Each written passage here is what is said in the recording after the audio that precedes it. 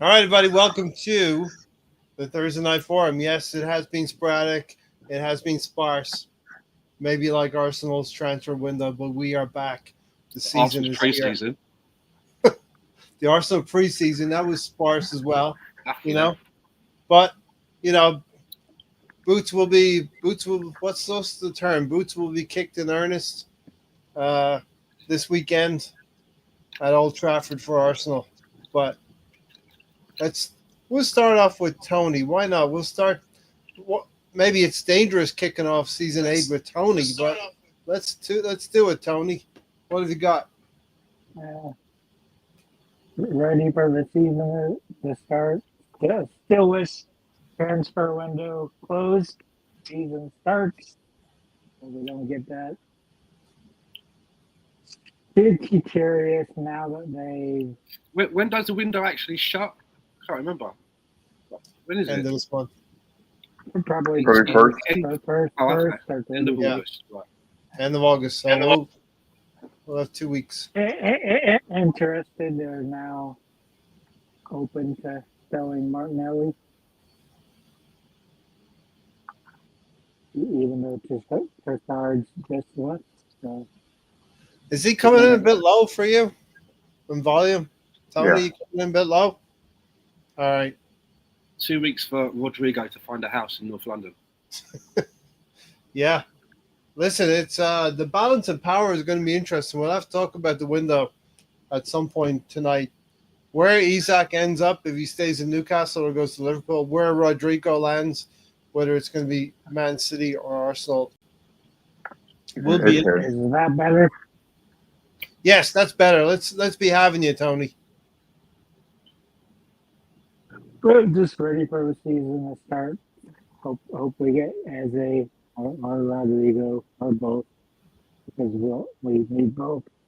You're having to start and Martinelli probably both go. You still need backup for Saka, so you need a starting and backup. Uh, I just wish we showed Martinelli early in the summer when Asadi's so willing to spend Yeah, 70 million. yeah. The left wing is looking a little bit sparse. I mentioned the word sparse earlier. And Plus, I'm happy to be out of a fucking hospital out of 12 days. And yeah, that is a good thing that we have Tony for season 8 and for many seasons to come. So pass the baton over to Alonso when you're done there, Tony. I'm done. Go ahead, Alonso. Right, yeah, I mean, I'm looking forward to the season to start. We made some pretty decent signings. Very happy about how Berta took action. I think years before, I think some fans were saying that we took so long to make moves happen. But yeah, so this season we could be proactive for a change. We got, our basically our players that were going off for free out the door pretty quickly. We knew that they were not going to resign. They signed elsewhere, which freed up some money as far as salary goes. Um, yeah, we're in for Rodrigo and Eze. I think if we lose Eze to Tottenham, um, kind of disappointing because he was an Arsenal academy kid at one point. That being said, I think that some signings are going to surprise some people. I think Madueke is going to be good for us moving forward. I think that I think he's still young enough that he could exceed his potential. I think Kepa is a good signing for a backup for Raya. I think Nugard is also a good signing. So we signed for depth Mascara as well. So I think that we had some issues with depth last year, being in the Champions League and also the cup games also kind of caught Arsenal off guard. And we have Newari and MLS for long term. Now we're waiting for Saliba to resign. Hopefully sooner than later. But that being said, I'm looking forward to the match at Old Trafford. Hopefully we get a win. I think we have a good enough squad to get a win. They're looking forward to how to see the new players fit in the new Arsenal team or the system rather. But yeah, looking forward to a lot this year. Yeah, Stan, there's a lot to be. I mean, the season has just crept up upon us. How did you see the summer go by, Stan? I saw bits and pieces of the pre-season. Not all of it, and sat back and watched everybody melting down online and on other podcasts. Even though we were buying players, and there's always something to moan about. Yeah, really. I mean, then again, I'm probably going to do a bit myself a bit later, so who knows? But welcome to the show, everyone, and this is season 8 now of Arsenal Fan Circle, and I'm looking forward to seeing the new season start because, like Alonso said, we're going to be able to look at the bench now and have a proper selection to choose from. We're not going to have to just fill seats with academy players that are never going to get a sniff, but they're just there to basically keep seats warm rather than us having to put a mannequin in those seats. We can now fill them up with useful players that can hopefully play a part and help us to do better in the cup competitions, rather than going out of those cup competitions so early. And we're gonna, we've got a couple of, we do have a few academy players that are being able to etch their way into the first team. And some of those cup games are going to be crucial for them to show us what they can do, and for them to have an opportunity to give Mikel Arteta a headache when it comes to selecting players for the league and the Champions League. That's what it should be about. Yeah, 100%. And being able to rest players and not have some of our most important players get run into the ground in games where we've got it in the bag. So yeah, I like the look of the depth that we've invested in. Yeah. The biggest problem we had last season, obviously, was injuries for me. And the club signed away the opportunity to catch Liverpool in January by not doing anything. They promised us they would go big in the summer. For me personally, I have not seen that fully played out yet for me. I wouldn't characterize what we've done as being going big for this summer. How much we spent now? I think I heard someone say earlier that it's 189 million that we've spent so far. Yeah.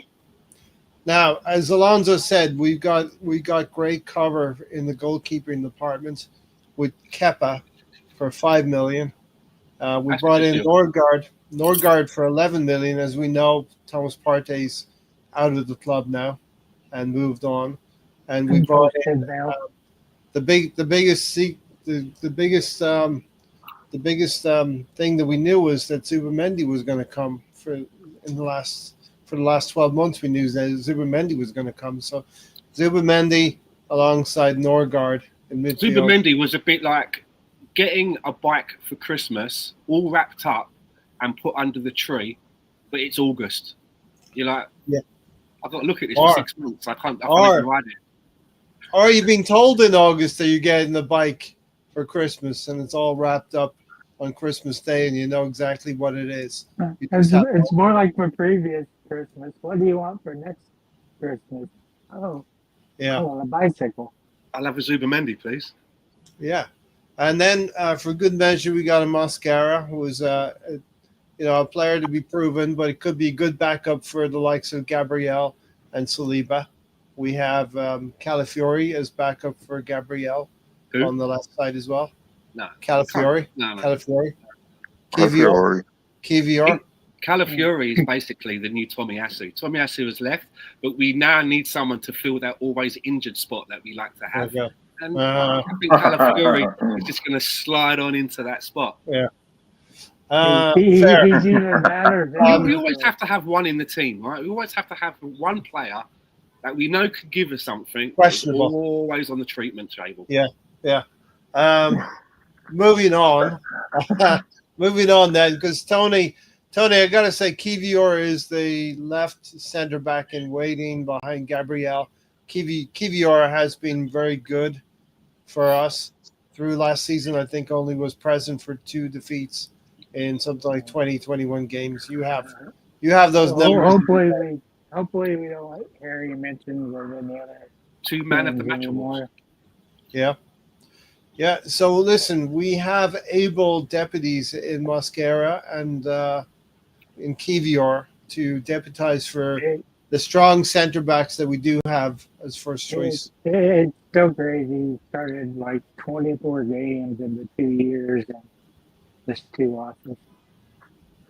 So I think we're well set. I think arguably we might have the best goalkeeping, two goalkeepers in the league. We may have, Yeah. and we may arguably have the best central. Well, we have the best central defense because season after season, it's not been an issue in terms of how many goals we concede. The issue has been, particularly last season, too many draws, not enough going forward, and not the players who can take those chances when they're presented to us. Can I just say about the central defence? I was listening to something, it was yesterday, probably Talk Shite Radio, on the way home on the bus, and they were talking about Liverpool, and they were talking how, they were saying, someone on there was saying how Van Dijk and Konate, probably one of the best or one of the best centre pairings in Europe. Yeah. And I'd actually have to say they are a good centre half pairing. Yes. But I do believe that Gabriel and Saliba are better. Yep. I'd also go as far as to say that Gabriel is better than Van Dijk, in my opinion. And I'll tell you the reason why. I know some people may go, what? Van Dijk is the king of centre backs, as a lot of people like to say. But Gabriel is able to give us something that you don't expect to get a lot of from centre backs, and that's goals. And for me, goals is the biggest commodity that there is in football, followed by clean sheets. Goals first, then clean sheets, right? Mm-hmm. And if you've got a centre back who's able to chip in and be dangerous from set piece with goals, I mean, he's still since he's been in the Premier League or been playing English football, he is the highest scoring defender. There is no one that has a bigger number than him. And that's such an asset to have for me. It's a very valuable asset. And that's why, for me, he shades Van Dijk, because he's able to give us on a regular basis the biggest commodity in football. Now, BX Gunner has chimed in and said, bring me a new manager and title challenges on. Has Mikel Arteta withheld Saliba and Gabriel in terms of if Saliba and Gabriel were picking up the silverware, they would then be recognized as the premier central defensive partnership. And there wouldn't be any argument, no doubt about it. But the argument is, the optics are that our defense had the best record in the league. We didn't win it. Mm-hmm. So obviously that means that someone else was doing better when it came to scoring goals. But when it comes to keeping the ball out of the net, we were better than Liverpool. We were better than anybody in the league, right? So, as I've said, I do believe that our off-the-ball gameplay is probably the best in the world, if not one of the best in the world. Yes. Our off-the-ball. When we lose, but it's the on-the-ball's part and getting that bigger commodity that I was talking about, as in goals. That's where we've been a little bit underwhelming. We should be able to do better. If we could do better in that area and match that with our off-the-ball play, we could be a very dangerous outfit. Because off the ball, our defence, and it's not like we rely on a set back four. We're able to plug and play with a few players. We know that if Timber isn't available on the right, we've got Ben White. Some people even think that Ben White is the better defender. So we've got 2 excellent right backs. On the left, we've got an abundance of choices. Miles Lewis-Skelly looks like he's beginning to nail that down. But again, Timber can play there as well. Calafiori can play there as well. Kivior can even play there as well, although it's not, for me, his preferred position. And in the centre-back situation, when Gabriel went out, which was a big worry for us because we'd already lost our strikers and having to play Nico Mourinho, You know, when we lost Gabriel Megalegs, we thought, oh no, this is going to really cripple us. And Kivior came in, and nobody was concerned. Mm-hmm. You know, we were doing podcasts and talking about performances, and we weren't honing in on that position as being a weakness. And as I mentioned earlier, he got 2 man of the match awards. Fair play to him. Yeah. Saliba didn't get them. Saliba's supposed to be the Rolls Royce. Kiwior, the understudy, the backup guy, was getting them. And I know there's a couple of weeks left. I really hope he stays at the club for next season. Yeah. So we're talking about the back building from the back forward, and BX Skinner has rightly said, Zubimendi does look like a star in the making, and Alonso looks like Zubimendi is going to be a star for this season. One of the players that will be ever present in the team alongside Gyökeres. Those are the 2 additions maybe to the starting lineup from last season. Yeah, I didn't see much of preseason. Unfortunately, the time difference was just too much. However, I did see the highlights, and I saw that ball in from Zubimendi to Eucharist, and I thought, wow, that was an amazing, whip of the ball, wasn't it? So, yeah, it kind of shows you that Zubimendi is one of those super nice that he could do it all. It seems like, and yeah, I can't wait till Sunday so I can see what he could do in a real game that matters. Back to what Stan was saying about they all matter, Alonso. They all matter. Right. So yeah, back to what Stan was saying. I remember a center back we had maybe about 10 years ago. Maybe like 2009, maybe 15 years ago. It was Thomas Vermaelen, and he scored 9 goals his first year at Arsenal. Okay. But yeah, Stan always said that we always have a player that's always hurt, and Thomas Vermaelen, we never got to see his full potential because again, he was a player that was always hurt. And in the words of Sheamus from the WWE, his goals were banger after banger after banger. Yeah. He scored some. Blasted him from outside the area, wasn't he? He wasn't coming in. He was Beckenbauer-esque, right? Some very good goals from Ireland. Yeah. So hopefully we're done with having injured players on the team, but there's always that one guy. But anyway, but Zubimendi looks real. I think actually he's an upgrade to Partey as far as distribution. He's very smart on the ball and off the ball as well. So. Yeah, I mean, I think that whenever you guys were saying how much of the Christmas present and we're waiting to open it up, I think he's one of those players that can easily make a difference on the starting 11. And yeah, he's one of the players that I can't wait to see against Manchester United and Chris, but Zubimendi is pretty amazing as well. When it counts as well, Alonso, when it counts, right? But Tony, well, it looks like in a player like Zubimendi, we have a player who's going to be able to hold on to the ball. The thing is, our mindset needs to be to not control midfield as much and get the ball into the forwards as soon as possible. Yeah, he needs to look over behind to his left, which is Gabriel, which does those long balls, through balls. You have to get the ball out of there quick. You can't just step back there, even though Gabriel can, Zubimendi can, but it doesn't do you any good stepping back there when you have players around them, and you got to get it up there quick. That's one thing I think we struggle with is pace. I think it leaves plenty of time for teams to set up against this. But if you just catch an open person, especially now that we got a clinical striker, get it up to him, the goal in your head, then you can get another goal, then set up defensively. As BX said, our players look courageous and fearless against Bilbao. Stan, Zubimendi's going to need to give the ball quickly to our forwards. We need to transform from possession football to quick transition football. How many draws did we have last season? 12, 14? Too many.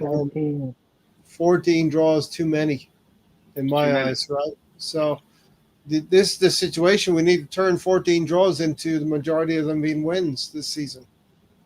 And as we're looking at talking about the midfield, I mean, it looks to me that from what I think Mikel Arteta thinks, is that his midfield three is Zubimendi, Declan Rice, and Martin Odegaard. Yeah. And the one area there for me that I need to see more improvement from is Odegaard, because he's supposed to also be chipping in with goals. Yep. Goal involvement, shall I say? Scoring goals and getting assists, and that was a big hindrance to us last season. Was it injury driven? Nope. I don't know. I think he had plenty of time to, when you get a player's been out for a while and you bring them back and they're a main player and they go a few games and you keep thinking, okay, the next one it's going to come. Got to a stage where it's just like, this ain't happening. This is not happening. And until the last 3 or 4 games of the season, he sort of flicked into life then. And there was a shot up at Anfield. There was a shot up at Anfield that Alisson just palmed onto the bar, and Mourinho was able to get the goal off of the rebound from Odegaard's shot. Odegaard scored the winning goal, I think it was, in the last game of the season away at Southampton. Yes, too little, too late, but still. Yeah, and again, it's against Southampton, right? And I did see a stat. I think I saw someone put together a stat showing that he has his better games against some of the bottom half of the table. Weaker. Whereas we needing to do more in those bigger games. And I always remember a comment my missus made as well. I was watching a game on the sofa and she was walking around. She wasn't really watching it, and she said to me, like, he looks really skinny, like undernourished. You know what I mean? Like someone that's not been eating right, sort of thing. Not getting any sleep. He looked gaunt. Yeah. You do know what I mean? Like a meth head. Maybe the newborn baby that he had, you know what I mean? Yeah. Was keeping him busy at night. The missus was sleeping. He was taking every second. Every 2 out of 3, he was taking every 2 out of 3. There were solutions. So I mean, there were solutions. There are orphanages. You know what I mean? You could have sorted that out. If you've been raising your game for Arsenal, there were solutions. Come on, this is the Arsenal. I don't know. There was a solution. There's a solution. It's an easy solution. It's what we did our last preseason game. 4-2-3-1. We get 3 goals. Not a coincidence. 4-2-3-1. Okay, there we go. Just hope, though, I just hope that with Odegaard that if he isn't producing, that Mikel Arteta can be brave enough to do something about it during the game and not just ignore that and do things like, okay, I'm going to bring on another left back now and still leave the attacking midfield wanting. We should now be able to make a change in that area if we need. And we've got Ethan Nwaneri, right? Who's been saying, who we've been hearing. Mikel Arteta says that he thinks he's better in a more of a central position. So we've got someone that if it isn't working, I want to see that change being made, and I don't want to see it being made in 85 minutes. And Ethan's got to come in and with 5 minutes to go and a couple of minutes of extra time to try and do something. He's got to be braver and say, okay, it's not working in this game. Start playing with 10 men. Start playing with 10 men. We need to bring someone else on. So I want to see that. I want to see him be braver if Martin Odegaard is not up to snuff. Yeah, I mean, this is the thing that we still, even if I'm generally a positive Arsenal fan, I still want Mikel to be progressive, aggressive. I will just say as well, what I did notice from some of the pre-season of the very little that I saw, that he is taking shots on, which he wasn't doing so much of last season. He's having a go. He's trying to get shots off directly at goal. So I wanted to keep that up. Yeah. Now, I remember a couple of seasons back when Odegaard would get to the top of the box, 12 to 18 yards out centrally. And a lot of the balls coming from Martinelli or Trossard onto Odegaard's left foot. And Odegaard was finishing in those situations. In fact, one I remember against Manchester United a couple of seasons ago where Gabriel Jesus scores the winner in the end, or the third goal after Declan Rice scored the header, the winner right at the end. But Odegaard was the guy who equalized after Rashford had taken the lead for Manchester United. Goals up at Newcastle. Odegaard was scoring frequently with those left-footed shots, 12, 15, 18 yards out. Again, 4-2-3-1. He's playing attacking midfielder. He's not playing box to box. Okay.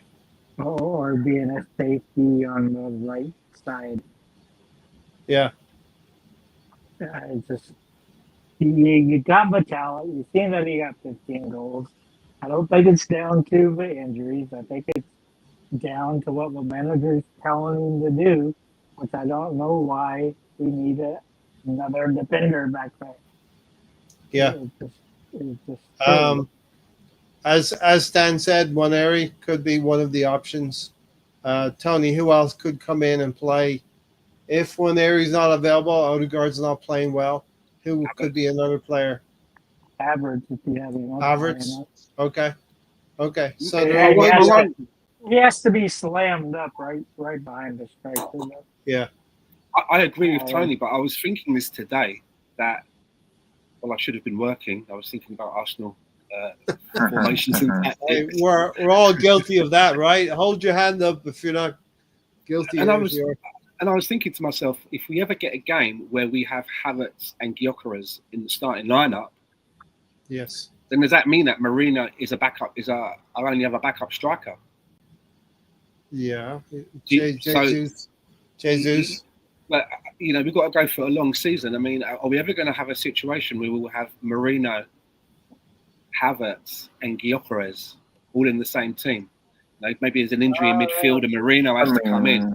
This is the thing that I'm concerned about. That if we've got enough in the backup area, do you know what I mean? You think you're asking if all three would be on the field at the same time at any point? You got a 16-year-old in that situation by accident due to an injury or something like that. Yeah. That it's that a backup in the striking area. Haven't we signed a young kid who's like 17 that went under the radar? He's supposed to go. Isn't he from Greece? Right? Isn't he from Greece? I can't remember, but I'm sure I remember us signing a young kid who's about 17 years old who plays as a striker, and it was really low key. It was kind of more talked about like he's in the academy and that, but I mean, maybe was that from Ireland? Might have been. I think I think that kid signed with Liverpool instead, but I think there's another kid that was from Greece that signed with Arsenal, I thought. Yeah. I think it might be from Shamrock Rovers, Ireland. A young kid with potential. But I think he signed with Liverpool, if I'm not mistaken. Liverpool? Yeah, I think he went to Liverpool instead. Okay. But there's another kid that we're looking at from Greece. That's what I think happened. Well, looks like Stan is doing a search for us as we speak. Listen, Odegaard had an underwhelming season. Was it due to injuries? We'll never know, but I feel it was largely due to injuries. Was it due to a newborn child? I believe Not so. looking very fit, not looking very alert and fresh, looking tired and gaunt, as Stan said. But we have a new season. We might have a new Odegaard, and that would be very beneficial to Arsenal. Now, this is all going to lead into what we were talking about a little bit earlier, which is the comments from Tony Adams on Good Odegaard. segue. Good segue, mate. Good segue. Yeah. Before we get into that, though, we got to speak about Mikel Arteta, Stan. Mikel Arteta's got to be he can be the only person who can make those decisions at 60, 65 minutes in terms of bringing Odegaard off if he's not having the impact on the game that we need him to have. Because we're anticipating Odegaard and Gyökeres combining a lot this season. There ain't no time for sentiment if you're trying to win the league, right? All because he's your captain and you might really like him.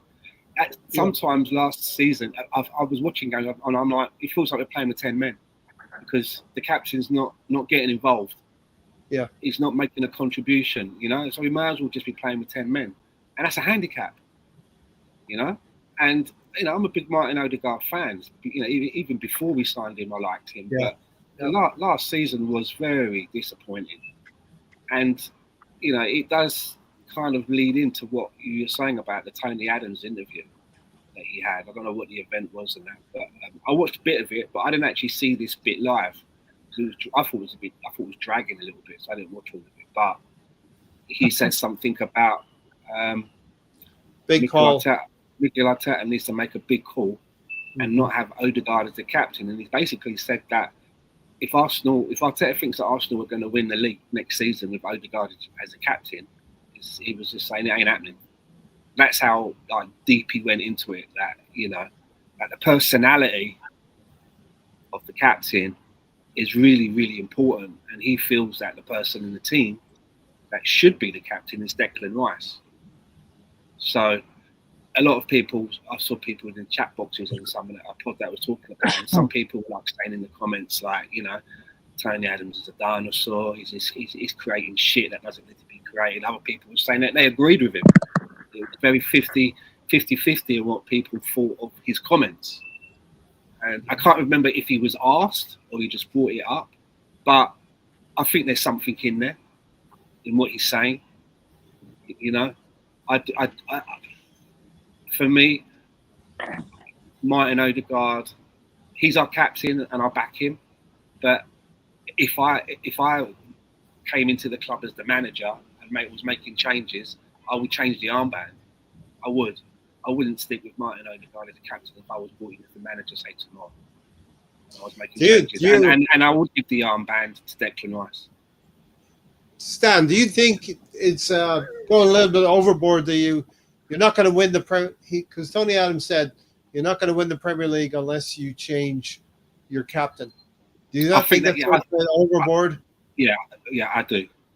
That was a bridge too far. Yeah. For me. I get what he's saying about a personality. And the thing is as well, I think the vice captain is Saka.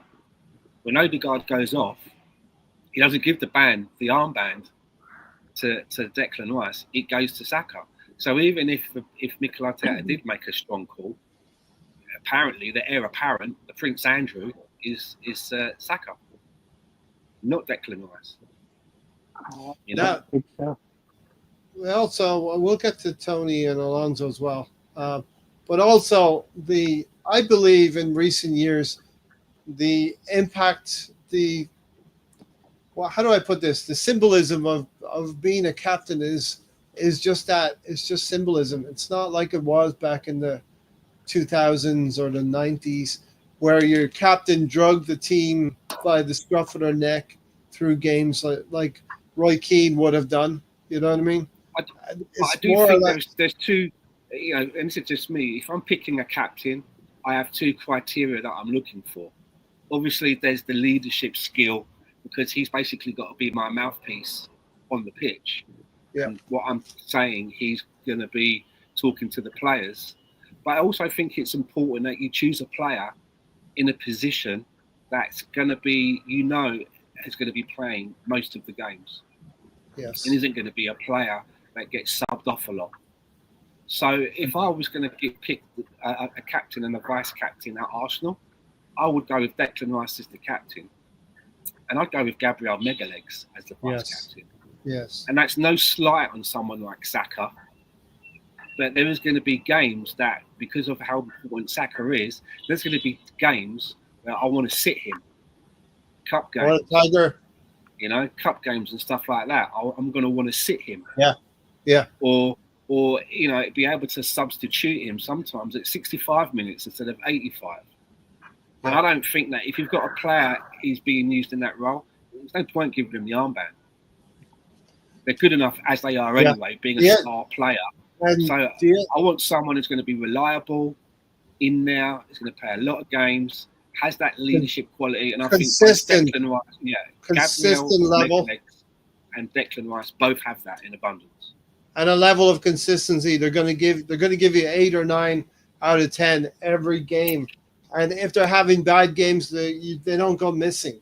Declan Rice won't go missing. He might give you 2 yellows and a red card, but he's not going to. Go ahead, Tony. You're forgetting that he went missing during the first half of the Premier League. He's there for the Champions League. He's always locked in.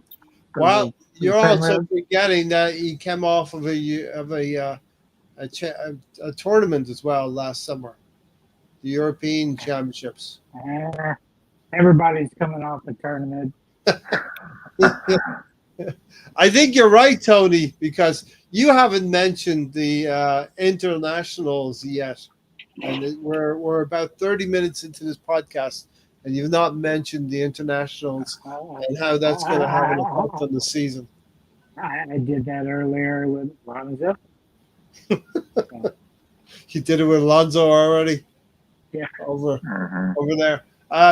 So, Tony, as Stan said, your captain. Your captain. I'm going to go to sidetrack first, right? The first sidetrack of season 8, Tony. Why the fuck do you play 3 games, take a break for 2 weeks, play 4 games, take another break for 3 weeks? You know what? It's World Cup, I believe. World Cup. But everybody's qualified. Everybody's qualified. No, not. They might be qualified to play, but they haven't actually qualified yet.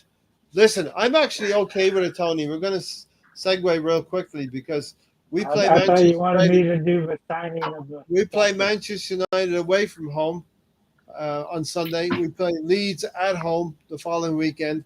And then before the interlull, we go to Anfield for a huge game at Liverpool, which will not determine the destination of the league title either because it's so early in the season.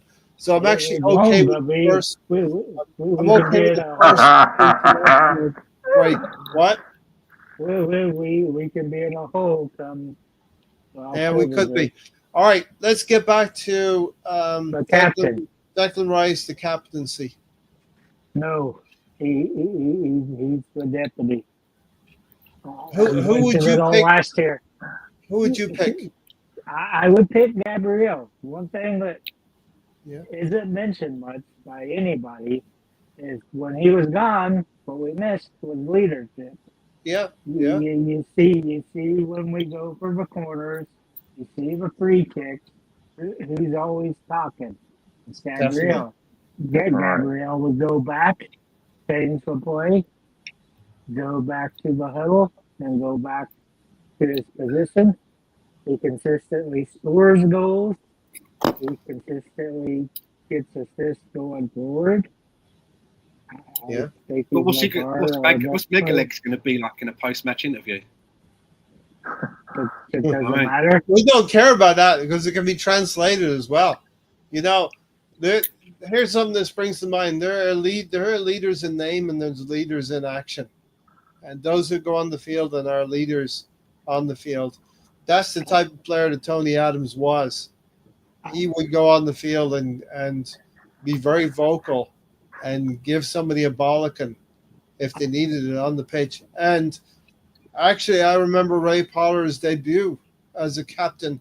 Tony Adams was the first one to pick him up off the floor and say, okay, you've conceded a penalty at Anfield, but you're going to be a bloody good player.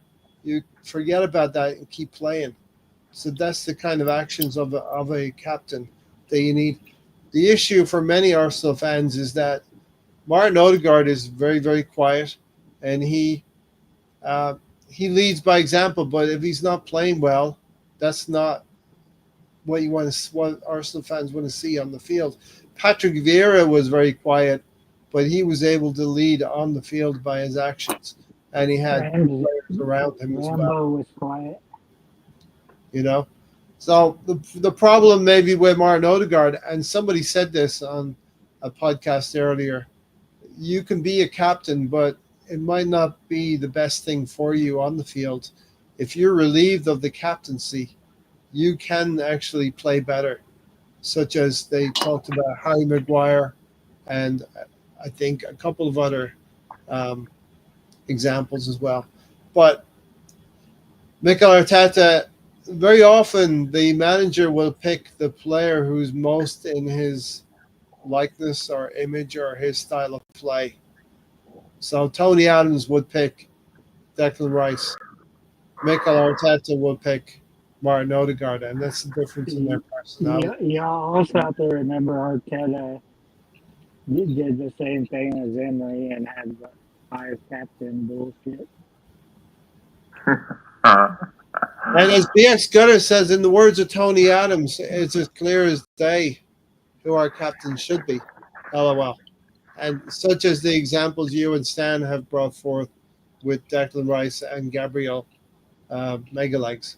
You know, those are two outstanding candidates, in my opinion, also. Because And Gabriel Megalegs, he's been yeah. captain as well. He's done it. It came to us from being captain of West Ham. Yep. So he knows the role. Yeah, he definitely knows the role, and we thought, you know, that in years to come, that Declan Rice would be the Arsenal captain. I think he could be England captain one day as well. After Yeah. Harry Kane. Yeah. For the reasons I said, right? He's going to be a consistent player. You know, if he's fit, he plays, and he's been a captain. He knows the role. It's a no-brainer. Now, as Gary said last season, your club captain doesn't have to be playing every game. There has been captains of the club who have not been playing. You know, it's not an ideal situation, but That's why I hated Arteta as captain. 'Cause he missed lots of games. Tiger and Gunner, welcome. Thanks for being here, Tiger and Gunner. Appreciate you. Odegaard is a good captain. Rice will be good as well. You know, so I think we all agree. Arsenal are not going to win or lose the Premier League because Martin Odegaard's captain. Well, I haven't had my segue, so Yeah, I'm coming to you. Go ahead. right. So I mean, I guess where Tony Adams came from. He's a former president himself. But I kind of thought that the comments were kind of out of left field a little bit. I kind of thought that, had last year when Udegaard was out, I kind of thought that Arteta had it in his mind that Megalegs and or Rice would have been good vice captains. So yeah, I think they captained the side very well, and Udegaard's absence. Like Stan had said, you can make a case for Declan Rice because he has been captain at West Ham, a very young captain also, mind you. So, yeah, I mean, I think that, Arteta has a score, I guess, 4 if you add Bukayo Saka into the mix. And they all lead differently. I think Megalegs had, I think what Stanley was trying to say is that, or at least the point I'm trying to make as well, is that when you win as a captain, you had these post-match interviews with the reporter. Sometimes you could get a language barrier there, but I think Megalegs has gotten better as far as speaking English more. And also Rice is more than capable of doing these interviews as well. So yeah, I mean, I think if Arteta does make a change during the offseason, he probably would have made it already. Yeah. But like Stan also said, you got to back the captain as well. And Udegaard, the players like him. I think the fans like him. I think Arteta sees a lot in Udegaard as a captain as well. But I think Arteta has his vice captains in mind already, and I'm okay with that. I'm okay with Rice and Megalegs being a captain as well, or vice captains. Yeah. So I think Tony Adams, like I said, kind of speaks out his butt sometimes. But I think he likes Rice as captain because, like Stan also said, you could also I could also see Rice as captain as England as well. He's already vice captain, so Only a matter of time, I think. yeah.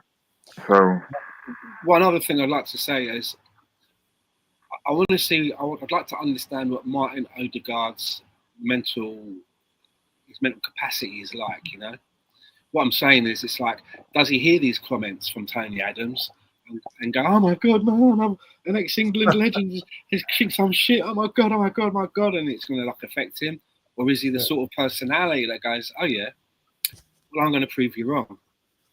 I don't know which one it is. I don't know him well enough, right? One of those two things is going to be a reaction if you're a player, if you're the captain of Arsenal, and you hear those comments, because someone's going to make sure he hears them. And you listen to that. What is your reaction to that? Do you shrink away, let it eat away at you, which is not good, or do you go like, yeah, okay, I'm going to show you now. Martin Odegaard. And that's why I think that Tony Adams, he could have worded it better. Yeah.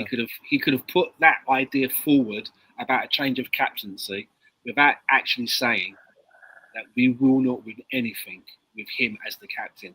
That's quite an indictment. You didn't have to go that far with it.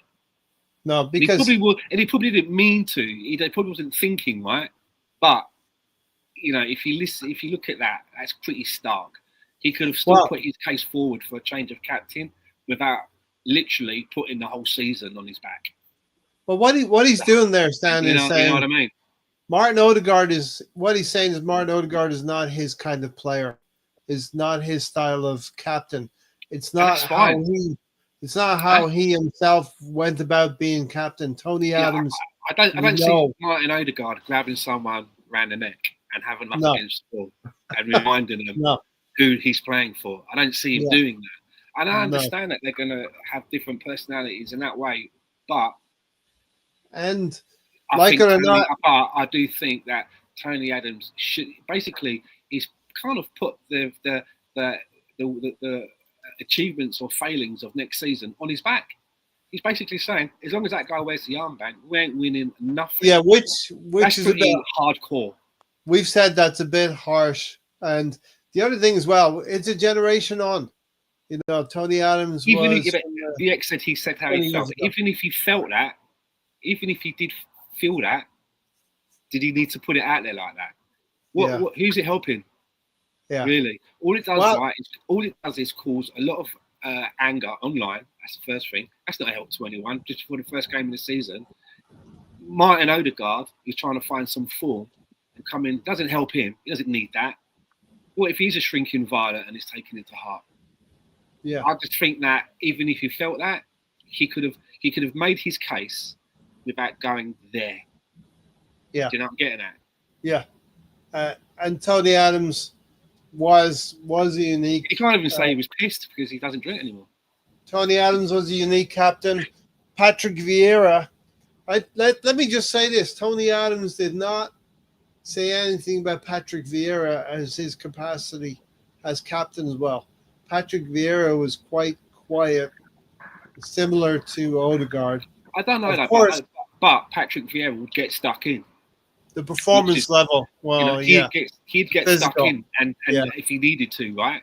And if another player, for example, up the pitch got into an altercation with another player, he'd be like galloping up the pitch to get in there to help our boy out. It would be Patrick Vieira. Maybe that's part of what Tony Adams sees in Odegaard and dislikes as a captain. Doesn't dislike him as a player. Dislikes him in the role of being a captain. I think basically what he's trying to say is that he thinks that the personality of Martin Odegaard, in his eyes, is too introverted to be a captain. Yeah. Now we don't know what, and he doesn't agree with that. He wants to have a more brasher personality as the captain. And He prefers that. maybe Tony Adams doesn't see what goes on in the dressing room like we don't see what goes on in the dressing room as well. Yeah, we And don't see maybe- Odegaard with two players with his hands around their neck. And like, we don't see him. He's like roughing up mega legs. He's literally got mega legs in a head. So yeah, times have changed. There is a new generation of player, and maybe they're quieter and more introvert. But maybe he does have the respect of the players in the dressing room as well. He's waiting for Martinelli in the car park for standing off. He's like, coming in. We don't see any of that. Let's welcome Gary to the show. Thanks Hi, for being here, Gary. Hello, Ray, As we enter Stan, Tony, Lonzo. as we enter another season. Don't know if you've been listening a little bit to what we've been talking about. Get Gary's choices. Yeah. Tony Adams comments on Martin Odegaard as captain. Don't know if Did you you hear it, heard Gary? the quotes. I heard him, and I guess some people are like, "That's okay, you can say that." It makes a lot of sense. The one phrase, Gary, though, that line when he said, "If Mikel Arteta, if Mikel Arteta thinks that Arsenal win anything next season, with Martin Odegaard being the captain, it ain't happening." Do you think he needed to go that far and put the whole season in Odegaard's back? He could have put his case forward about change of a captain and who he prefers, without literally saying that as long as Odegaard wears the armband, we're winning zip. Do you need to say that? I didn't think that conversation needed to be had at all. It should have been an internal one. I just A week. like I talked to a couple of people. Like, are you trying to help, or are you trying to demolish what we're trying to do here? 4 days before the season starts. Like, what are you doing? Like, this isn't helping anybody. It's helping you because now your name's out there. Tony Adams, the best Arsenal captain of all time, is out there. Good chatting, point. right? I mean, this is like, how in the world should he be welcomed back to the club? Right? There's a trophy out, there's a statue out in front of him, and this is what he decides to do, and we're supposed to say it's okay. I get it. He's giving his opinion. No. But you have to go that far. You know what? This is the same thing when they asked Arteta about the ball. He needs to shut up. When they asked Arteta about some other stuff, he needed to just not say a word. Yeah, because what good was it going to come out of that? Nothing. Yeah, they will take anything he says and run with it, right? Soundbite. So if you're his marketing guy, like if Arsenal has such a good marketing team, Arteta, PR team, shut up. Don't say a damn word. Go out there and do your job, and guess what? That'll shut everybody up, because that's the only thing that's going to shut them up now. The only way an Arsenal fan can get anybody to shut up is if their team wins right now. That's the only way we can get somebody to shut up. Yeah. Everybody else is winning. Right? Which one of our rivals isn't winning? They're all winning. They've all won in the last 5 years. We've won nothing. We have nothing to say. He needs to do his, everything comes back to the coaching and the ownership now. They brought in Berta. I'll let him figure out, we'll see how he does. But everything else it's been the same for the last 5 years.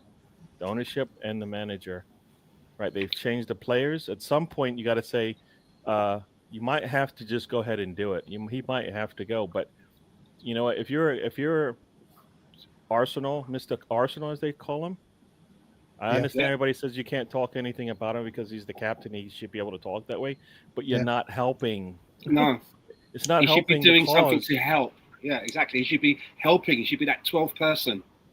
It'd be interesting. Exactly. I agree with Gary 100%. When was that interview? That would be interesting for me to know. When? But it's recent. It was recent. It aired recently, but when was it recorded? You know what I mean? But regardless, he shouldn't have said it. Yeah. Because they can. Why wouldn't they use it right now? Arsenal is the only. Dude, this is the perfect time to bring it out.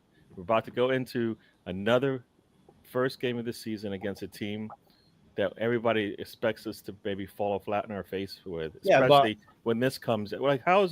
If Martin comes out and has his best game of all time, then he's listening. Yeah, this shouldn't affect the results, Gary.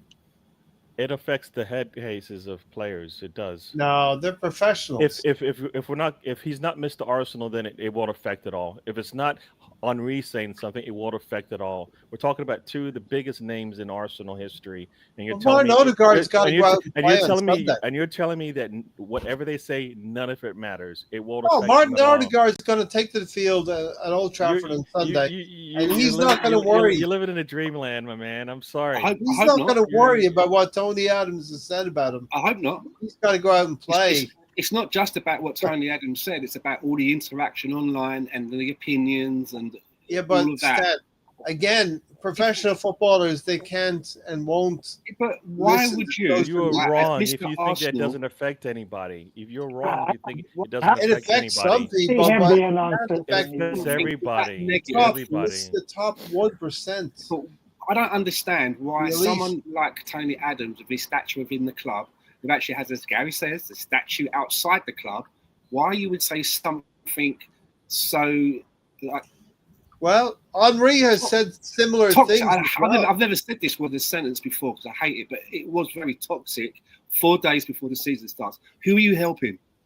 What is your aim there? How does that help? Surely we need everything that we can get. I feel like he was we don't honest. need that coming out. Yeah. 4 days. I can be honest. That's like me becoming the Arsenal manager, immediately benching Mesut Ozil. In my first press conference, like, why are you benching Ozil? I'm going because I think he's a bit of a cunt and I wish we never signed him. That's how I would honestly feel. But you can't say that, right?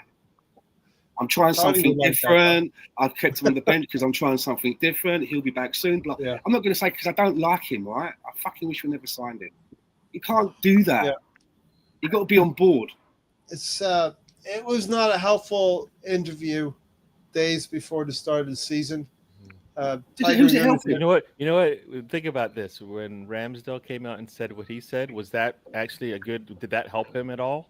Did that help Arsenal? But that was the player. That was the player talking He's about. telling everybody the truth. He's telling them how he feels. Guess Yes. what? It didn't help him. It didn't help Arsenal. No. Right? And that was you. His dad. Like his didn't- dad and all that. Yeah, his it dad didn't and all help. that. It didn't help all. And- None of that helped, right? That whole Ramsdale stuff. None of that. Where is he now? He's moved on Newcastle. largely because of that. And he Yeah. completed his 4th relegation Yeah. in 6 years or something like that. Yeah. He almost did the treble in back to back relegations. Luckily he Yeah. got to Arsenal and that didn't happen. But no, come on. And now he's gone to Newcastle, which we'll be talking about Liverpool and Newcastle a little bit later. Man City. BX, this is not mollycoddling. What I'm trying to say is, right, him coming out and saying that at this time and being that hard about, even if he felt that way, if I was an ex-player and that, I wouldn't be coming out and saying that. Even though I might feel that and might say it behind closed doors, I could have presented my feelings about changing the armband without really hammering Odegaard to the cross like that. And basically putting the whole season on his back 4 days before the season. I don't know who am I helping. I think you're over egging no this need stuff. for it. That's what he did. What? He It's didn't do that. soundbite. It's a soundbite. No, Right. it's not a soundbite. Monday. I listened to the whole thing. I listened to the whole paragraph. I didn't just.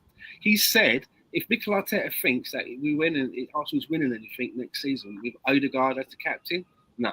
And he said it. He repeated it. He didn't just say it once. He kind of repeated it a bit about no, Arsenal are not going to win anything with him as the captain.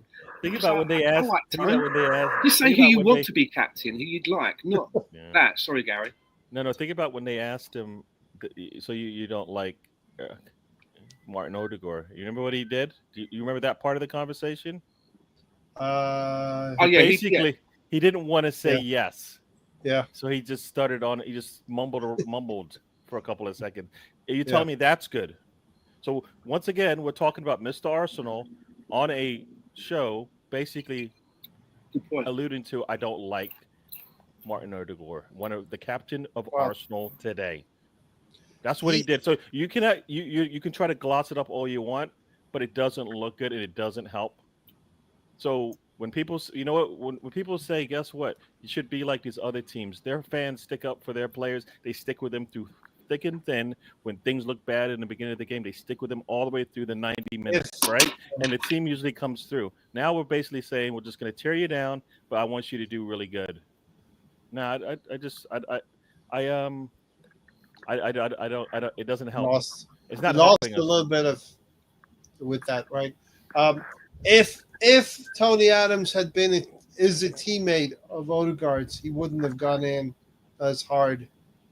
If it had been Robert Perez, who is a flair player, Freddie Lundberg or Ray Parler, who are flair players as well, Tony Adams wouldn't have gone in as hard, as deep, two-footed, let's say, against Odegaard in that situation. Well, what if we can't go into footage, right?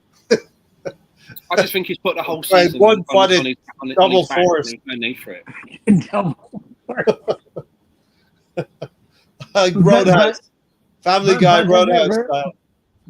I really hope that doesn't Martin work. Odegaard has the personality that's like, hears that and goes, yeah, okay, fuck you. I'll You shut know you. what? I really hope he's not crying in his pillow and rocking forwards, going, oh my God, everyone That- thinks I'm shit. Because it's going to This be one is or the elite. other. And I don't know which one it is. No, If it's you have the to have latter, that. Man. we're in the shit because he's trying to find his form. If you're playing for Doesn't help, Arsenal, man. you have an elite. You have to have an elite mentality if Right. you're playing for Arsenal, and you have to be able to put that stuff to one side. Pretty sure Go Tony out Adams on didn't like Sunday. it when everyone used to call him Donkey and And- Eeyore. Yeah, he didn't like it. He didn't like it, did he? He didn't lean into it. He didn't like it at all. So what's At the trouble with Millwall, you? he was reprimanded for his actions at Millwall for that as well in one game. Doing this, Right, that's um, right, yeah. Yeah. Odegaard doesn't have the factor that commanding captains have. So it's BX Skinner. He's He good. doesn't need to have Crowd it. going, waving his arms up and down. LOL. How about putting that extra effort into the attack? Yeah, And I agree. It would that's- be my choice of captain. Just- That's where you need to see it. He said how he felt. Can't ask for anything else. On Tony Adams, most legends kiss ass or don't. It's still their right to voice their opinions, and Thierry Henry has voiced his opinion as well. I'm not- sorry. I'm not asking him- Is Sorry. KDB a legend? Yes. Tell me where any of what you just read applies to KDB. Is It's Virgil hard. van Dijk a legend? Tell me anything that he's done that you would go, that is how a legend reacts, and that's what they are. That's how they are. That's as a leader to their squad. So we're talking about some of the best players in the world in the last 10 years. Yeah. None of them are like the old. This is the football has changed. None of them are like what? The football Adams? has changed. Yes. Nobody's like Adams. Nobody's like Vieira. Those types of leaders on the teams aren't there. They don't need to be there anymore. The game has changed. If we don't believe in that, Kevin De Bruyne has a Just looking at it. physical. Kevin De Bruyne has a physical aspect to his game in that streak. so does Virgil Okay. van Dijk. Yes, But That's when what we're Tony talking about- Adams said. but- that's Hey, what can we Tony go- Adams said as well. Right. Let me explain this to I don't- BX I think it's in a good. way that he'll understand more, right?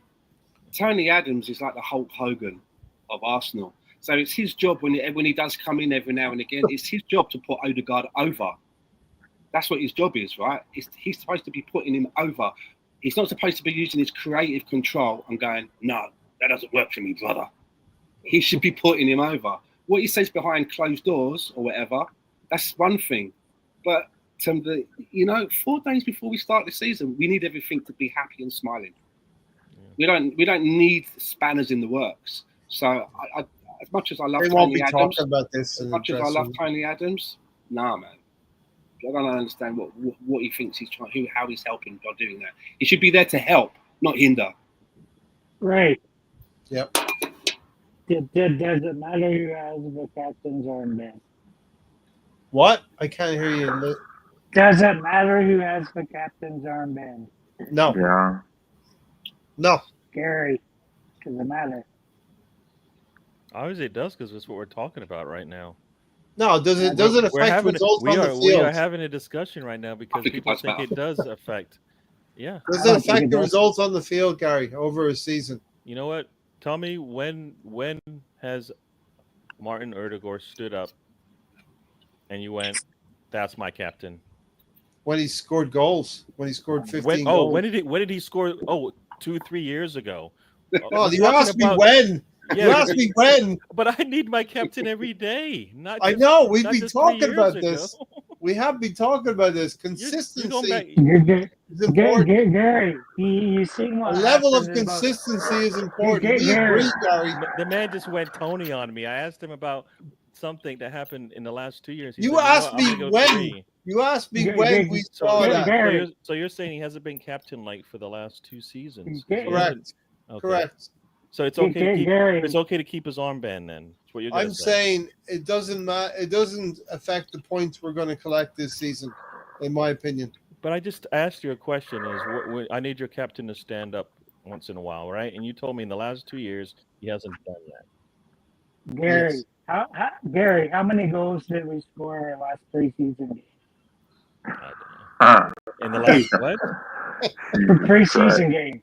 I It don't was 3. care. I don't care. You know what I care And about? it was a 4.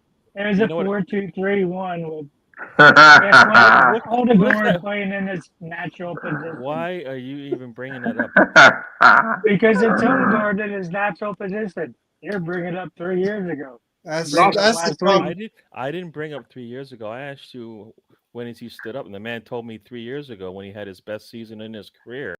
And I'm talking about like we need the guy now.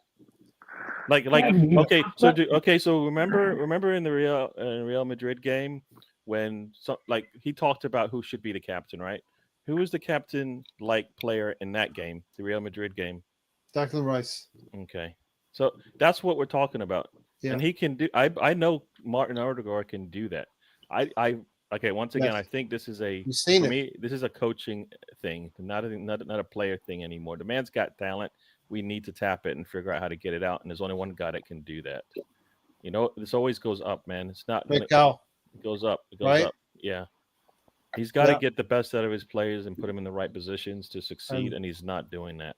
As part of what I mentioned earlier in the podcast, that Mikel has to be better to recognize Martin Odegaard's having a bad game after 55, 60 minutes. You have to hook him off the field. But who's being Arteta's ear? That's a good question. It better be Is Gabriel it going to be Berta? Heinze. Yeah, Gabriel I- Heinze. It's got to be. You know? And as part of Stan has alluded to this in previous seasons. People are not calling out, you're wearing purple pants. You're going to go out in that, Arteta? You want to rethink what you're wearing? You're wearing lime green. This kind of stuff. I don't believe times have changed, says BX Gunner. I believe that these new managers like Arteta are ruining it. And I think what we have is Mikel Arteta picking a captain in the mold that maybe he feels that he was as a player, a creative midfield player. Tony Adams wants a physical, dominating player. Tony Adams would go for a Declan Rice.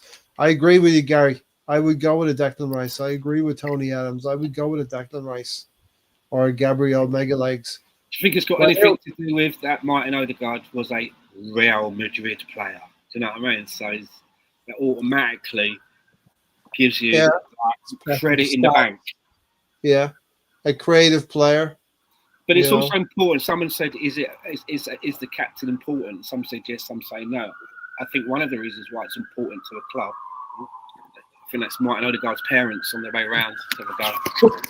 But yeah, it is. But bloody hell. But it's the marketing side as well. You need a face of the club for all that marketing stuff. Do you know what I mean? That face. Yeah. We have Declan Rice doing our record. Pitch stuff. That's really important to a club. Yeah. So to them, they're looking for. And when it comes to that side of it, he's a bit of a poster boy. Yeah. You know what I mean? He has a kind of a poster boy. But it's also that balance about on the pitch.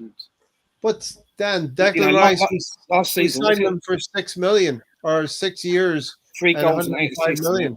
3 goals and 8 assists last season. That's terrible. Yeah. In like 30 odd games. We all games. Hey, I want to get back to a 15 goal, whatever it was, assist season. 15 and 8. 15 and 8. I want to get back to that with Martin Odegaard, and then, this captaincy. That's just the league, not other competition. Debate. Yeah. This era is too sensitive, in my opinion, says BX. They complain when they're robots, and can't explain when the blunt truth is said. The club legend, Mr. Arsenal, spoke up, and the reception is quite shocking. In my opinion, this acceptance of Arteta is wild. So, I'm not framing it as an Arteta thing. It's something that Tony Adams said about Odegaard. And of course, it's Arteta's choice who he's putting. I think Adams is infusing fire to the team. Yeah, there could be an aspect of this might give them some juice for Sunday. Gary, what do you think? No? I hope so. We need it needs to be us against them or something like that, Yeah. at some point. But like I said, I just don't think it helps. And you know what? If we're talking about all trying to go down the right path, this isn't the way to do it. So it doesn't matter whether it's true or not. But not, it doesn't help. It doesn't help. It doesn't help us, right? It doesn't help us, and it gives people another thing to talk about, another thing for the players to think about. I can't think any of that's good.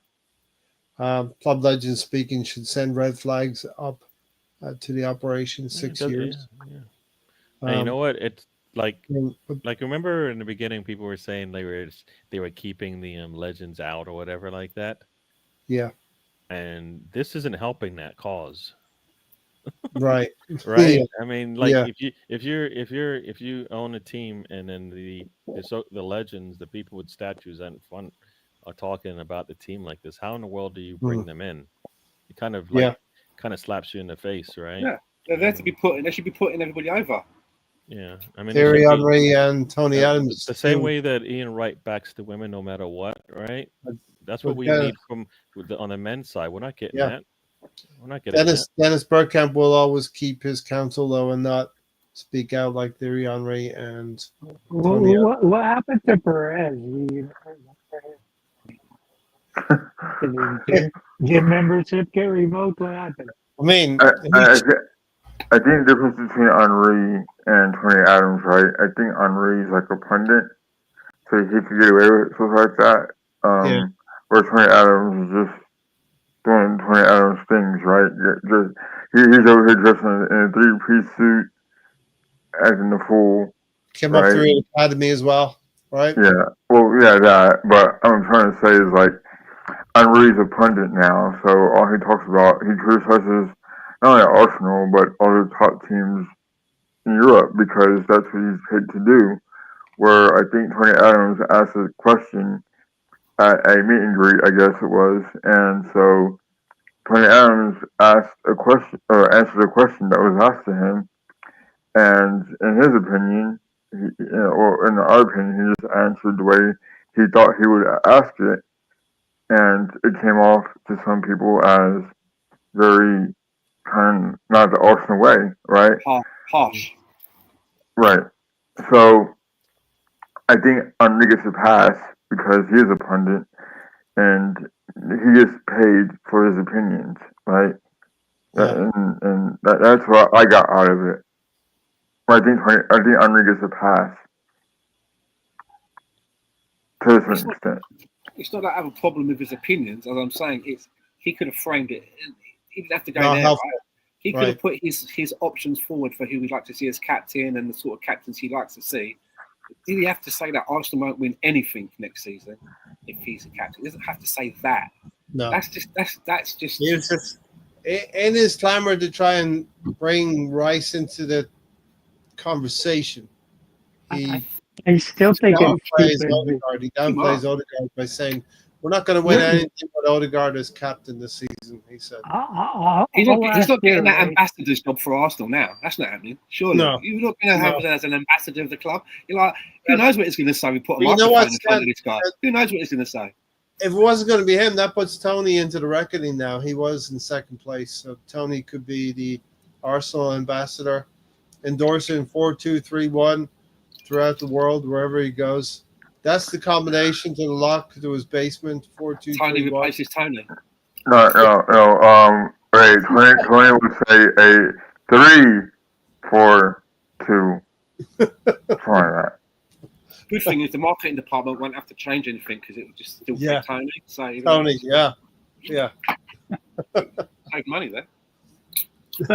But Ray, all last year you heard me refer to one thing. I called both Gabrielle and Rice de facto captains. Yes. So it doesn't matter that Odegaard's captain. Those two are leading the team. Saka's the vice captain, And though. mainly by example. Saka's the vice So captain. it's just so it doesn't matter. Like Patrick It Vieira. it actually does matter. So who do you give it matter. to? It does Who matter do you hand it because to? there's multiple Gary? reasons why it matters. One might be, guess what? Will he actually get put to the bench? Will he actually sit and watch a game when the whistle blows? As a captain, probably not. Well, it looked weird when the captain comes off late in a game when we're struggling to score, and it has looked weird. So, Yeah. and you're telling me it's not mental? It is mental, and you see that, right? When you're playing in a Champions League quarterfinals and everybody's out there is balling, and then the one person that everybody can point to and go, He's I don't struggling. know if he should be out there. Maybe they should pull him, right? Yeah. It doesn't look good, right? And this is the guy with the armband, regardless of whether he does really well in practice and really well in getting things organized and whatnot. But that does wear on you, right? That's like being set up to fail over and over and over again. You like look at it and go, "Why are you putting me in this situation?" Like that's like they may not do it to his face, but they may look back at him and go, "Why aren't you helping us out, buddy? We need you now. You need to." Everybody's doing everything they can. I don't know if you are. You know, that's what could be happening. And I, you know, and we need to score a goal late in the season. We're like calling for Nweri, right? Because he seems to be the only one out there that wants to do that, right? Yeah. Right. Yeah. No. And Odegaard is a captain, so he's a captain Point. of Norway, and they've got one of the best players in the world on their team. Our Right. captain's different nowadays, though. In this generation. What if Tony knows that? Huh? Who are Tony these Adams knows captains? that. Tell me these captains that are similar to Odegaard. Bruno Fernandes. Bruno Fernandes, the donkey. Now, when we talk about a donkey, that is He's a always donkey. shouting his mouth But off. what is it? But how many times has he stood up and scored for them when they needed a goal? Quite a few. Because you saw it against your own team. Remember Quite a that? few times. Right. And he's not They introverted. there was a free kick. They needed to score. Guess who scored it? Who? What is his name? Bruno What is he Fernandes. wearing his arm? Armband.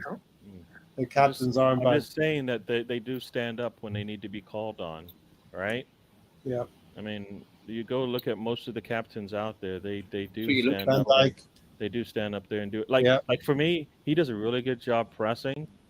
But the one thing I want him to do is, can you help us score goals, please? Because that's the one thing we miss. And supposedly he's supposed to be one of the best creators, and I believe he can score a goal or two, right? Did injuries hurt him last season, Gary? Okay, they hurt Saka, but did he look good when he came back? Did it hurt Odegaard? They hurt, yeah, it hurt everybody, all of our players that got injured. Yeah, it hurt Saka when he came back. Did you see him go out there and play against Real Madrid and look and do the best he could and look okay doing it? Was he the best? No, but he did the best he could. Yes. Well, he got a goal Did at the burn. you He see got a when, goal do away. you see when Kai Havertz came out when he first played? Right? You see how he played when he came out? I'm just, I know. So I'm just Rice like, was playing with injuries, wasn't he, as well? He had an injury and then came back quick. At the beginning of the season. Same as Ben White. Ben White was the same, wasn't and all these, Ben White was playing probably for maybe a season and a half with an injury that he knew he had to get done, and we were like going, we only saw it towards the end when it really got to him, but in general, he was playing one of the best right backs out there in the league, playing with an injury. Yeah. Tiger and Gunnar said Arteta's not going to listen to Tony Adams' comments. I think as a manager, you have to be single-minded. Maybe Arteta's too single-minded in some ways, but you can't pay attention to comments from outside sometimes, even if it is from a legend as well of the club. Emmanuel Petit speaks love of the club. The very fact, right, that we've spent this long talking about 3-4-3, Tony. on here is the reason why Tony Adams shouldn't have said it. We don't need this shit 4 days before the season. Yeah. You know what I'm getting at? How long did Norway take to make a major competition? I think they struggled for a little bit, and they had Haaland, by the way. Yeah, Ratface has been mortalised for United, unfortunately. Maybe not the best example. Um, Arteta is so petty and vain. He's definitely listening to Tony Adams. No, I don't. I don't think you can. Um, okay. Anything else to say about the captaincy, Odegaard, Declan Rice? I think we all maybe agree. If it was our choice, we would all change to Rice or Gabriel Magalhaes or both. You know what I mean? In this situation, maybe it is affecting Odegaard and his performances being captain. There is a lot probably behind the scenes as the duties of a captain entail a lot of promo work, this and that behind the scenes. Tony, Positioning. what? Positioning. How are you to score an assist when the closest person to you is your right back? Anyone hear that? I said positioning, right? How are you to score when the closest person to you is your right back? I don't catch. Feel I that? didn't. I got positioning and I got right back, but some of the stuff in the middle I missed. Thank you, Gary. I thought I was the only one. Yeah, I don't know. How are we expected to score when the closest person to you is the right back? Is that what you said? Oh, man. Positioning. Yeah, but the way that we play is that there's an overload. That is scary right? that you were able to translate We that. have like Oh, five. wow. Sometimes we have like five across the front when we were attacking. And one of those is the right back. It doesn't necessarily mean that they're going to score, but just by having that many bodies up there, we're trying to bamboozle everybody. That's what they're doing, isn't it? Overload. Yeah. All right, we're going to get to the preview in a little bit. Listen to the sound. That is really loud. It sounds like an airplane. Listen to the sound. We're in an airplane now. Yeah. What's happened? This is like when you get on the The alarm's airplane. No. It's rusted in my nose. Yeah. I pop my ears. Wash machine is on, is it? Tony. Why is it me? It's never me, man. What is it? Somebody turned Tony. the dishwasher on. Someone's got a dryer on. It's Tony. Whatever you're doing, turn it off. If I'm not wanna doing stay- nothing. Yeah, you are. When I mute you, it goes quiet. Please fasten your Huh? seatbelts. We're getting some turbulence. It's really loud. Whatever you're doing, It is Tony. put on, your microphone is picking up a lot of background noise from somewhere. Yeah. Gary, we alluded to it a little bit earlier. We'll go around the stand, Alonso and Tony. But what are your thoughts about our window so far this summer and Andrea Berta's work in the window? I would talk. It's If him. somebody- It's He definitely knows him. it's him now. Come on, dude. I was don't know unmuted. No, I like I said, right now, I think Berta is dealing with a lot. That's why we're not seeing things go as smoothly as I believe he would like. Oh. Okay. We are 2 players short at the least. Yes. We need What, 2 what more. positions? We need 2 more attackers. What positions? We definitely need a left wing, Left wing. and it'd be nice to get like the perfect thing would be Eze and Rodrigo, right? That would be the perfect Yes. way to end the next Yes. 2 picks, right? Yep. Leao would work as well Really if you don't dream. get Eze, right? So we have Yeah. like options, and the one thing I think Berta's done is he's given us options when we bring in players. So I know we're going to have options no matter what we do. The trick is, I think right now, it isn't that we can't bring in another players; it's that they don't want to pay. They don't want to pay somebody to sit, which is interesting because they brought in Sterling and made him sit. You know what I mean? But I know that they don't want to bring in players and make them sit. That's what they're trying to do now, and I think Berta is probably like, we need to sell these players. But I also don't understand why they don't feel like they have to why their value has to be met either. Right? At some point, you're just gonna have to like get them off of your books.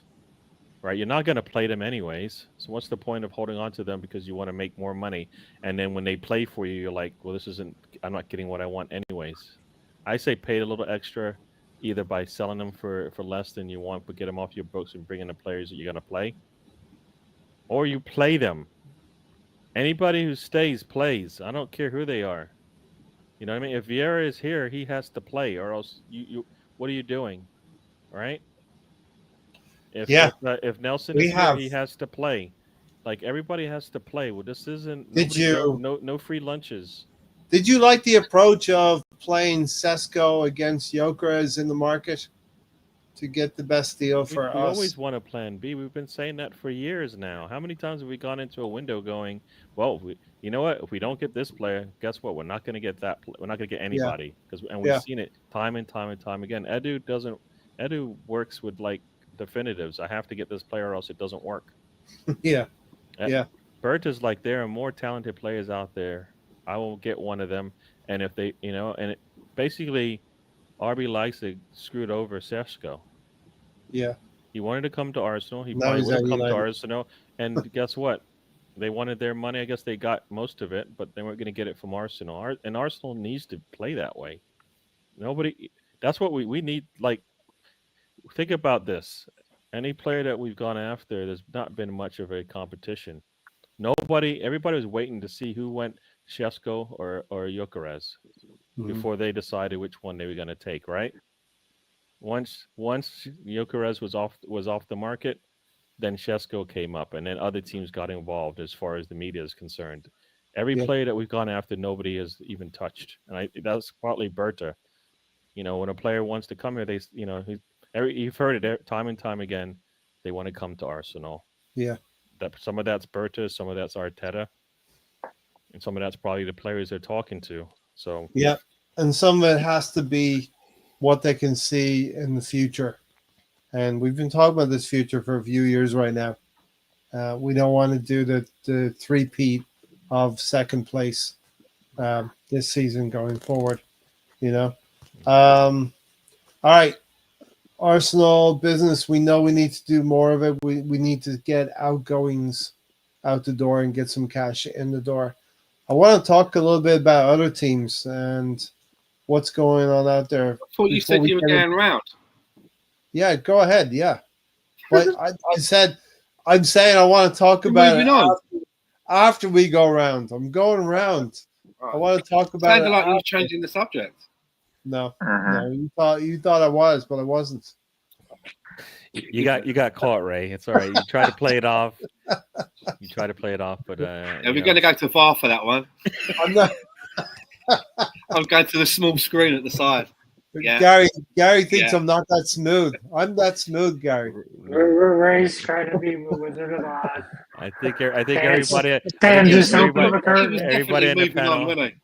Everybody in the panel was like, fair though, we did talk about Arsenal's business before Gary got here, but go ahead, Stan. You didn't ask everyone what they thought about Bert and his business. You never asked that at all. Go for it. Because I've been waiting to answer that question. Dive in.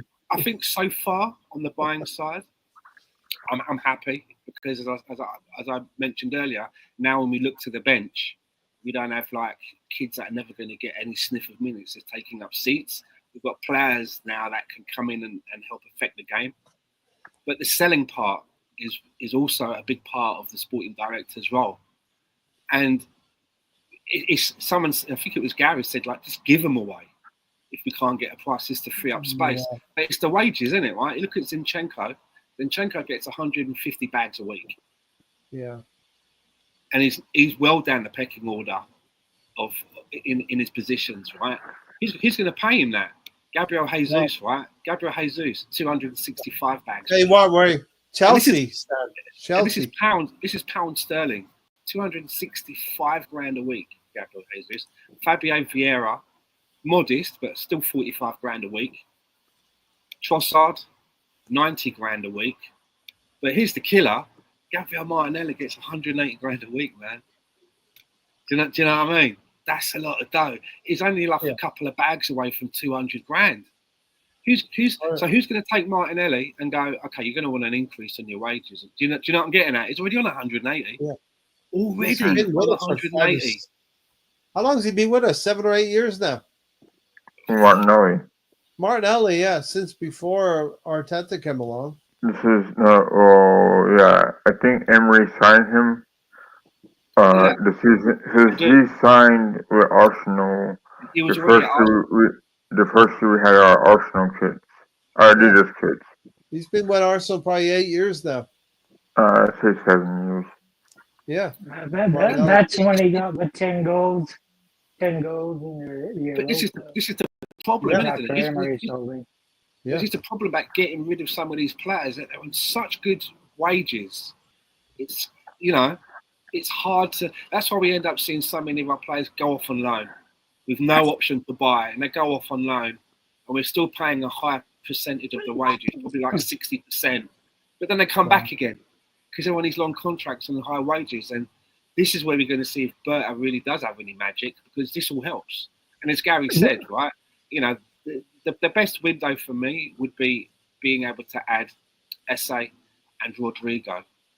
But when we get to the end of the window and we're going to give up proper scores, if Isak goes to Liverpool, whatever score I give, I've got to take a point back. If Rodrigo ends up going to one of our rivals in the Premier City. League, again, I've got to take a point back, because that all for me will count of what we've done, right? Because if we weren't even at the table for any of those, it's all about intent. Doesn't mean we're going to get them, but if either of those two just end up going to a rival, for me that will hurt.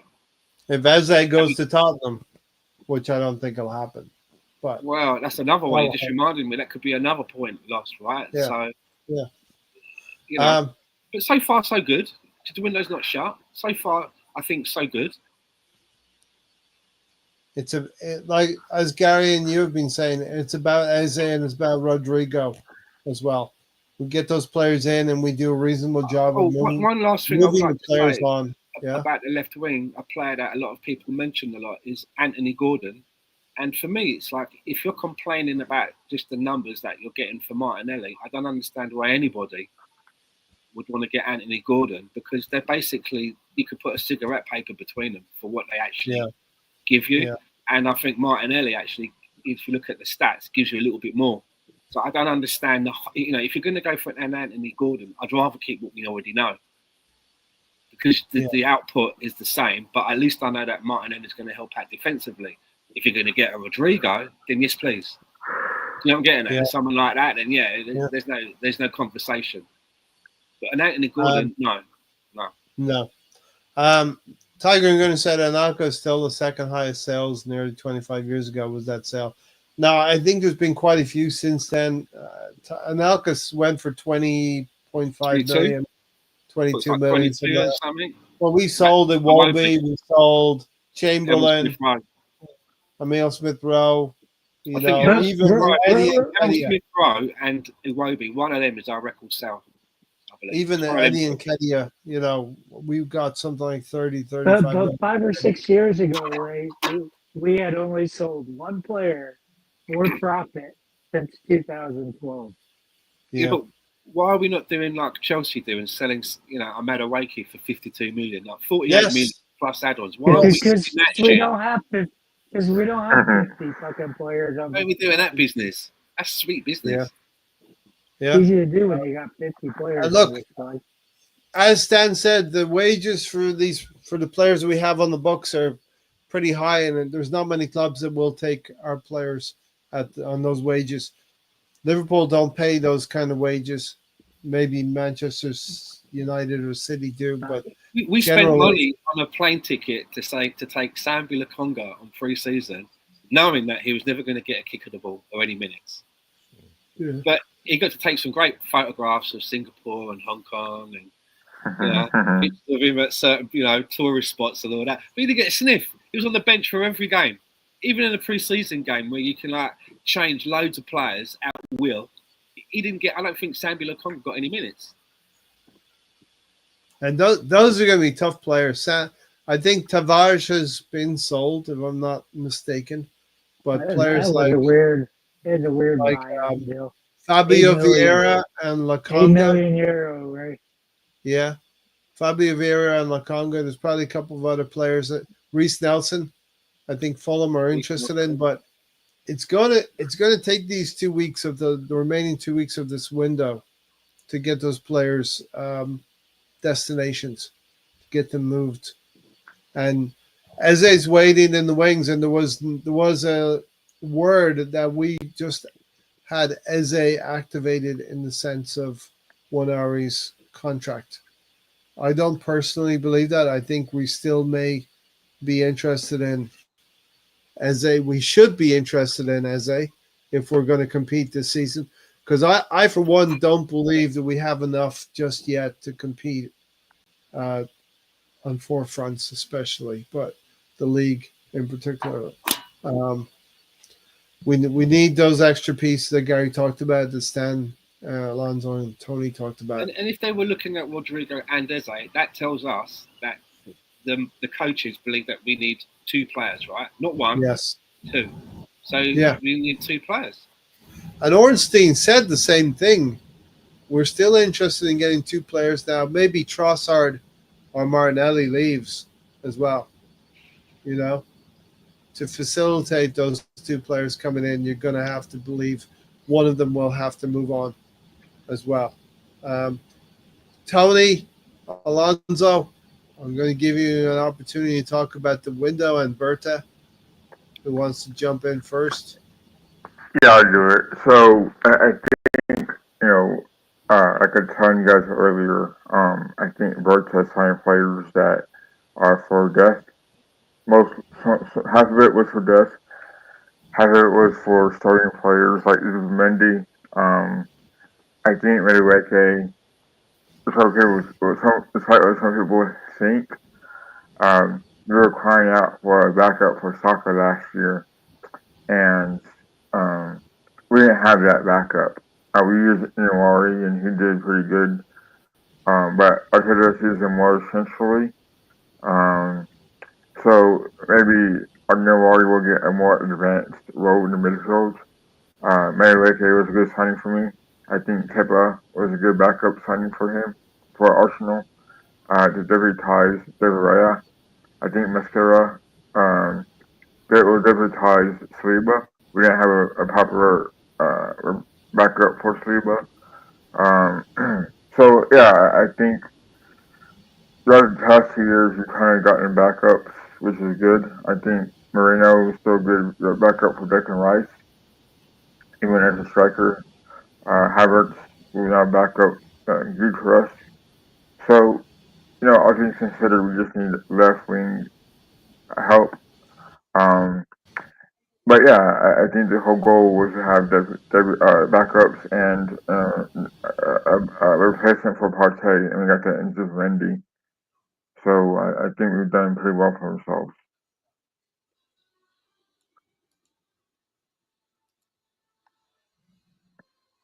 Primarily, Gyökeres was a good buy for us because we needed an out striker.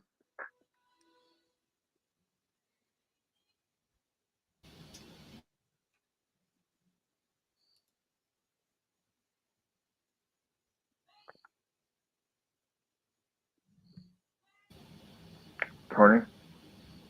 Yes. Sorry, I was very much static. It to me, it's still to be determined. You still, to me, midfield still needs work. You What? definitely need a left winger. You need backup for Saka.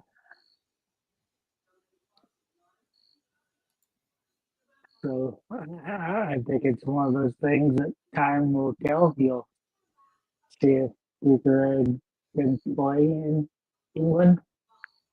Always afraid of the Portuguese players. I just kind of like Lacazette. He was scoring 35 goals, scored 17 last season with us. Goes back to France, scores 37. So I think it's hopefully he turns out to be the player that we think we're buying. And I'm not. It's actually What? it's actually funny we haven't mentioned Jokers at all because probably we all believe that Joker is going to score the goals we need Hopefully. this season. Yeah, and it was good that he got off the mark at the weekend against Bilbao, right? Scoring that goal from Zubamendi cross. That's what he's doing. All right, Tony. Well, let's get off Arsenal for a second and look at our rivals, okay? Man City, they spent 300 million in January, and it remains to be seen if they go again with Rodrigo. There is some murmurings that they might go in for Rodrigo, but I want to talk about specifically Isak and Newcastle.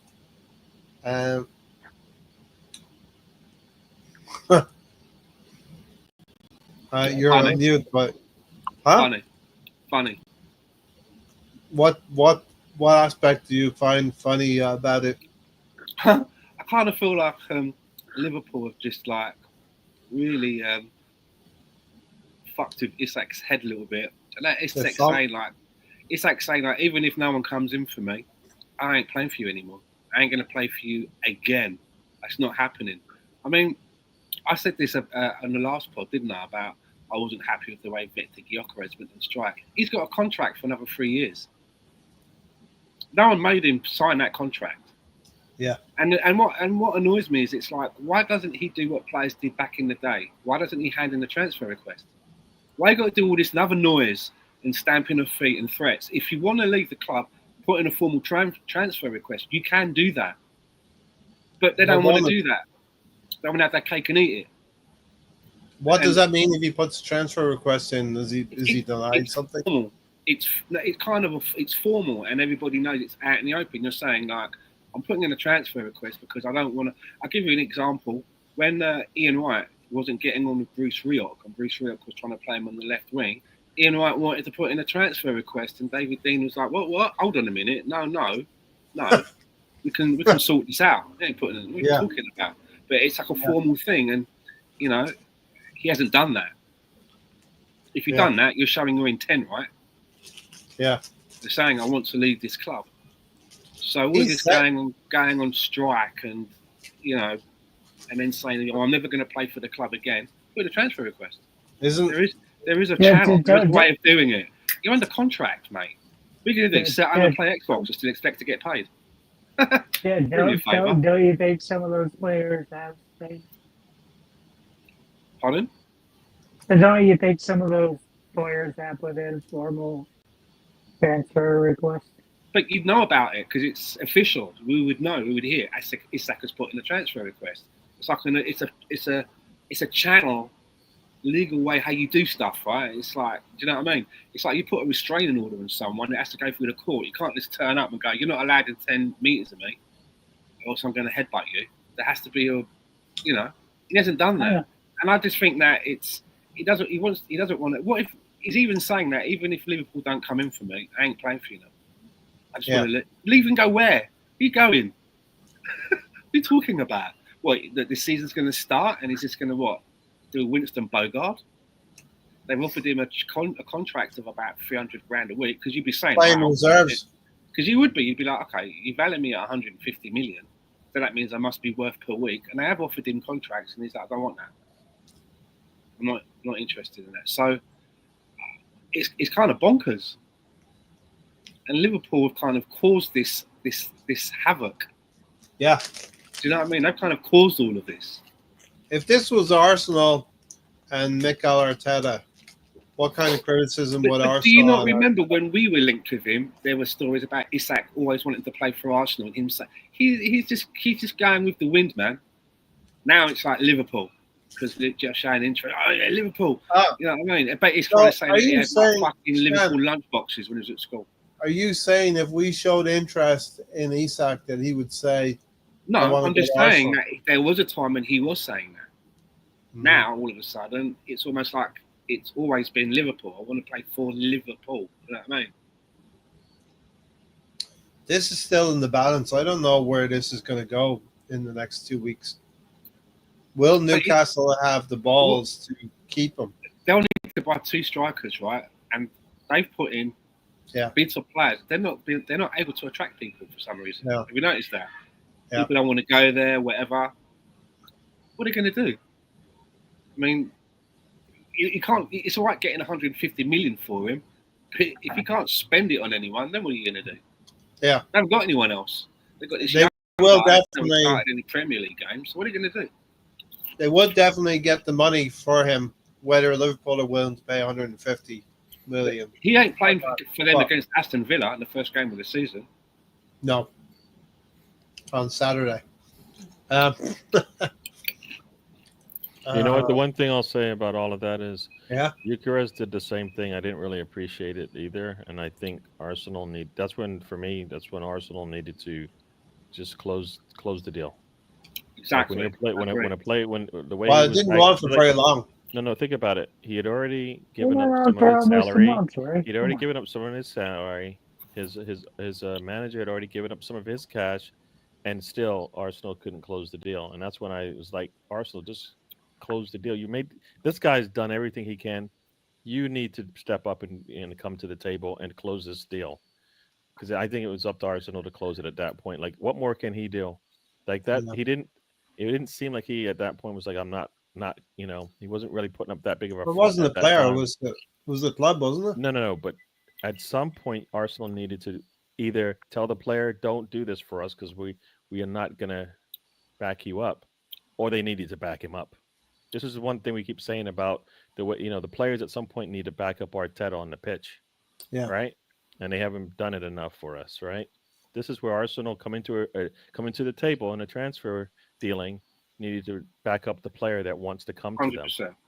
Right? And it wasn't a lot of money that made the difference, right? I know we got a better deal, but I think at that point, when 8 million had come off the table and gone, the player sacrificed and the owner, their agent has sacrificed some monies. At that point, I felt like Arsenal should have helped move the situation along. Like, if you're not going to spend the 20 extra mil on Ollie Watkins in January, take the risk on Gyökeres, right? Because that's the player you need. That's the player we need. That's the player we've needed for 5 years, right? Yeah. Right. We needed this player, no matter what. We needed this player, yeah. and he's come in and he's looked good. So luckily, hopefully, it doesn't affect him playing on the weekend and stuff like that because we took so long. But in reality, I think we needed to come in, and the Isak thing it's even worse, I think, for him, right? Because it's happened so late. Yeah. At least Gyökeres happened a lot earlier in the window, but his is happening so late, and his team can't seem to think about it. Liverpool would have gotten Isak, but they went after Ekitike, right? Yep. And then they went after Isak anyways. So then what? It's dirty, isn't it? That's dirty. Come on. Is it dirty or is it not a very planned out window for them? For who? This is a very chaotic window. Planned out window for who? Liverpool. What, I just think that they can still get Isak. They just have to put down but the money. they're going to buy a Lacazette they- and an Aubameyang. It That's was, what they're doing. they've Yeah, got the but- money, right? yeah, they've got the money. At the end They of the can do day, it. they've got the money. So Yeah, they haven't but- screwed up anything. If you know what, right now, who's the favorite to win the league? They might hold on a second. Who's the favorite to win the league right Liverpool are favorites right now. now? This doesn't even help them. This is just like the pile on, and this is what I want Arsenal to do. But Up our odds even more, so we have less of Gary, a risk of losing out on what we want to get to. Right? let's say Newcastle won another 30 million, right? Or 40 million on top of the offer that has been presented. Ekitike was half of that. They've snookered themselves by paying so much for one They player. can pay the money they don't want to. That's the part you're missing. They could pay the 150. They don't want to. And they shouldn't have to because the player wants to come to them now. This is the same thing happened to Arsenal. Gyökeres wanted to go to Arsenal, wasn't going anywhere else. At some point, you have to cater to what the player wants. If unless you're gonna sit there and have a disgruntled employee on your books. Are Liverpool going to pay 150 million to They mean, Newcastle? can if they want to. They don't. The same thing Arsenal didn't. Well, could they have paid paid. 110. Arsenal could have paid for any of the players that could have played for Sesko if they wanted. They didn't want to pay that. Yeah. So they can do it. Will they do it? No, because at some point, I think Newcastle will blink. Because Blink as in what? What does that mean? you got the blink meaning they're not gonna. They can't stand tall anymore. They're gonna blink. You see They two have people to- stand. They're They'll gonna. cash in. They're gonna have to cash in. They're gonna screw up their entire Well, season. is it this summer or next summer? It doesn't matter. They've already right now they've already screwed up their window. Either Yeah. they're going to bring in a disgruntled, they're going to keep a disgruntled player there, right? Or they're going to I sell mean, him and not get and not have enough time. Now to replace him. nowadays you would sell the player, but 20, 30 years ago you'd threaten to put him in the they're in a reserve. situation like, do we go out and buy? Because I need a couple of players, right? Because Murphy left as well. They're like, so do we go and buy 2 players now, spend Yeah. some money, and then Liverpool don't come in with a follow-up bid, and now we've kind of overstocked, or do we wait for Liverpool to come back with a bid that we'll accept, but then by then it could be like the end of the window, and how are we You're going to right. get? Do you know what I mean? They're in this like, we've got a shit Yeah. or get off the pot. Every day that goes by now hurts them more Yeah. and more. Liverpool are crazy, man.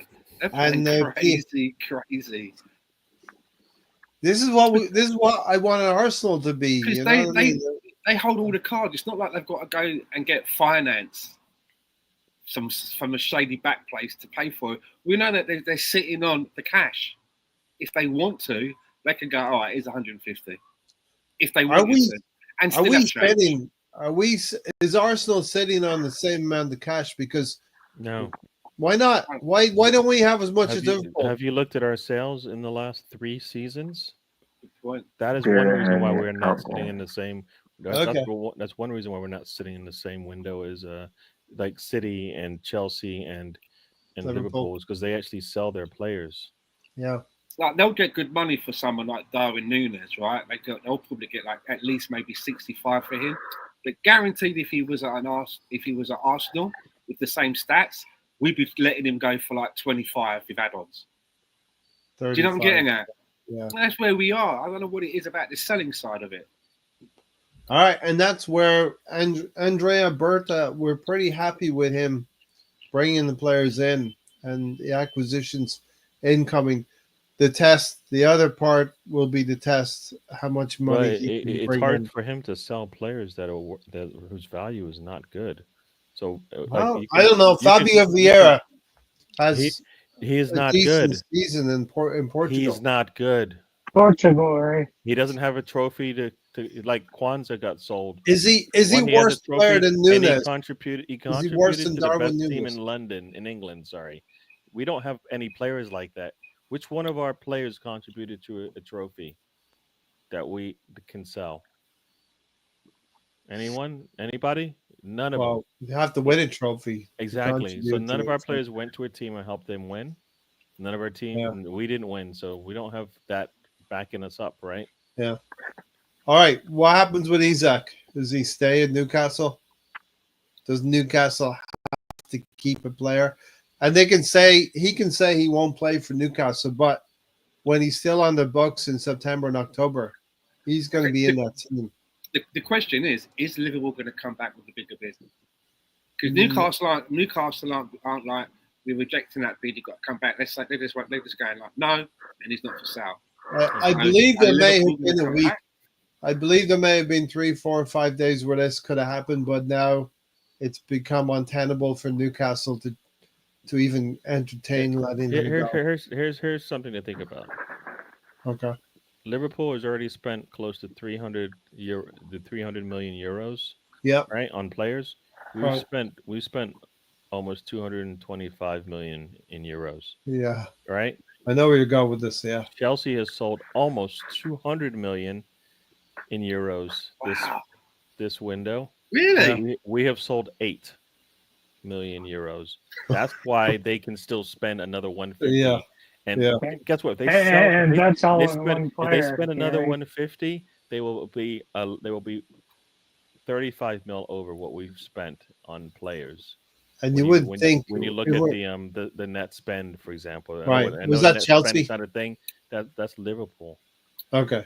And you mentioned Chelsea as well, right? No, sorry, I don't. No, Chelsea as well. I don't. I can check their numbers, but I'm just saying this is the Well, problem we have. Is Chelsea that need a striker. Do they not? who does? Chelsea Yeah, they needed. I mean, I don't know if they need more one. than Michael They Nicholas should Jackson. get one. They should get a better one. But I mean, Nicholas Jackson. yeah. Can I just say all that stuff when players go on strike and refuse to turn up and all of that.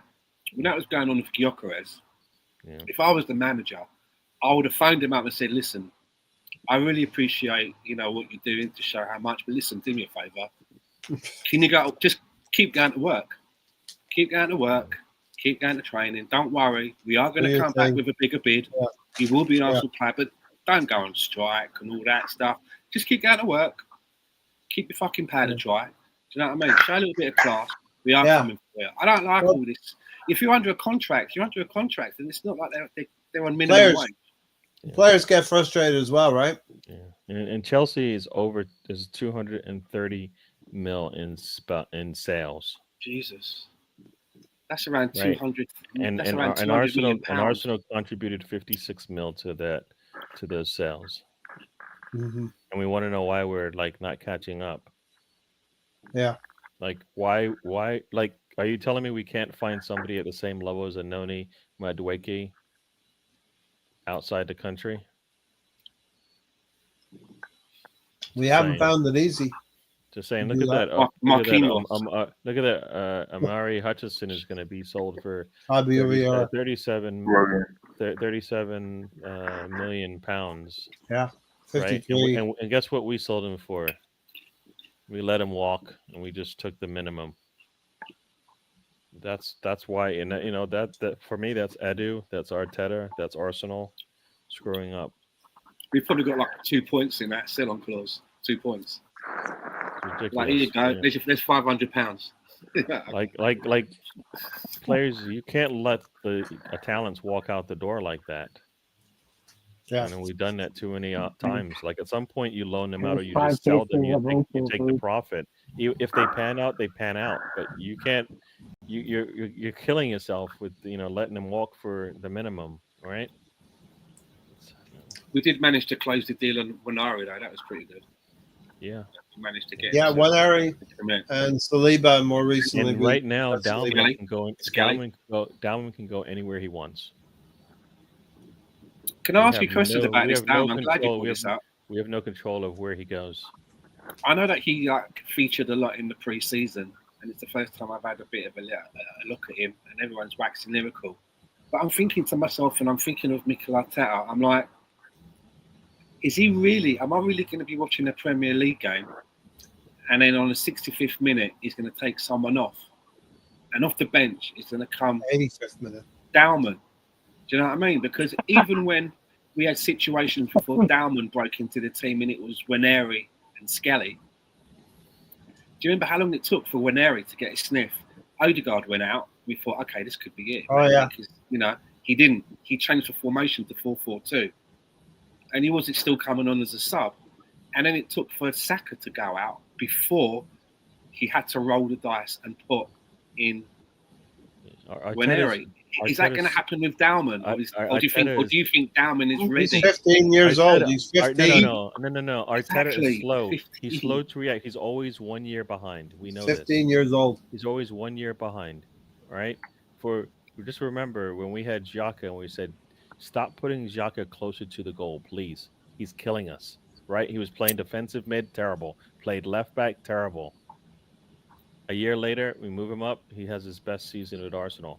Arteta's always a year behind, and some people would say that stubbornness. I think that's why I don't think he has hopefully this Hansa guy actually gets in his ear and gets him to listen to you don't know all. But, Yeah? but do you think that's where Damon's being framed for, to be coming off the bench, or do you think he's going to That's the be only way. he's That's going to the be only way you around can it, use but him. treated how Ranieri was? Remember, Ranieri took We like hope. 2 I'm injuries. hoping he's learned. This is Or what do you I'm think saying. it's no? He's coming on Yeah. at 15 No, years old. Arteta's learning Way at Villa, slowly. you know. I think it actually. And takes you're not going to three see Dalman this season. I don't believe you'll see too much of No, him. you'll see him, but you won't see It him as much wasn't as until Mary. Ty went down that You know, when Harry And, started getting the minutes. He hasn't even grown yet. He's 15 years old. he's bigger than our attackers as they stand right I now. think he's 16. He's bigger than Saka. He's taller than Saka. When Harry skipped. What's his position? What is his actual position? Is he on the right side or the I centre? think Plays he's a- I think Odegaard's- he's a- I think he's attacking mid. Odegaard's Right. position. When Harry skipped under 17, he just went straight into. But if you're good enough, aren't you old enough? Could we really Yeah. be seeing a 15-year-old become part of the squad? That's Who's in a better, way Yeah. that who's better than Michael him? Owen.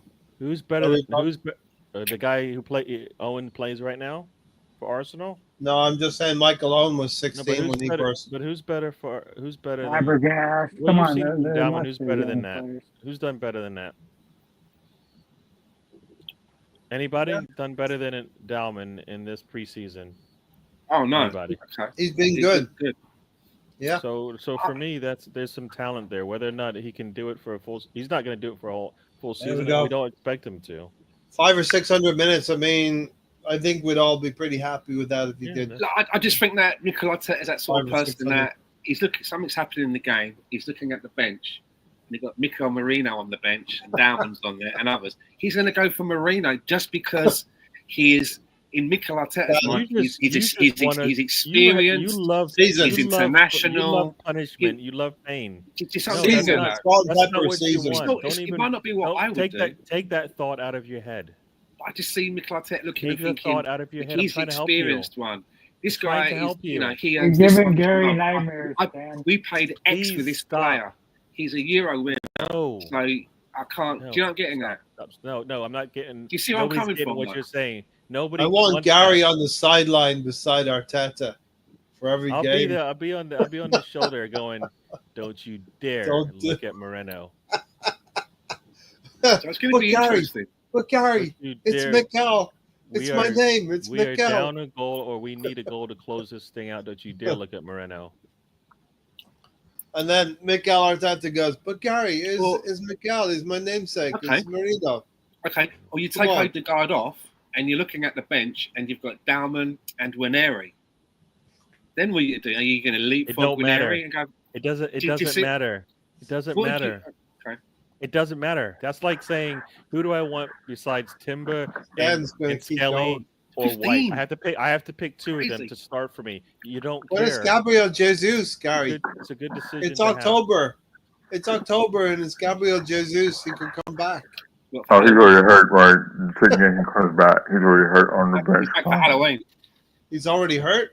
No, Yeah, he's- when he comes back. He put his boots on today, so he's actually on the pitch. He's on the grass doing something. So, yeah.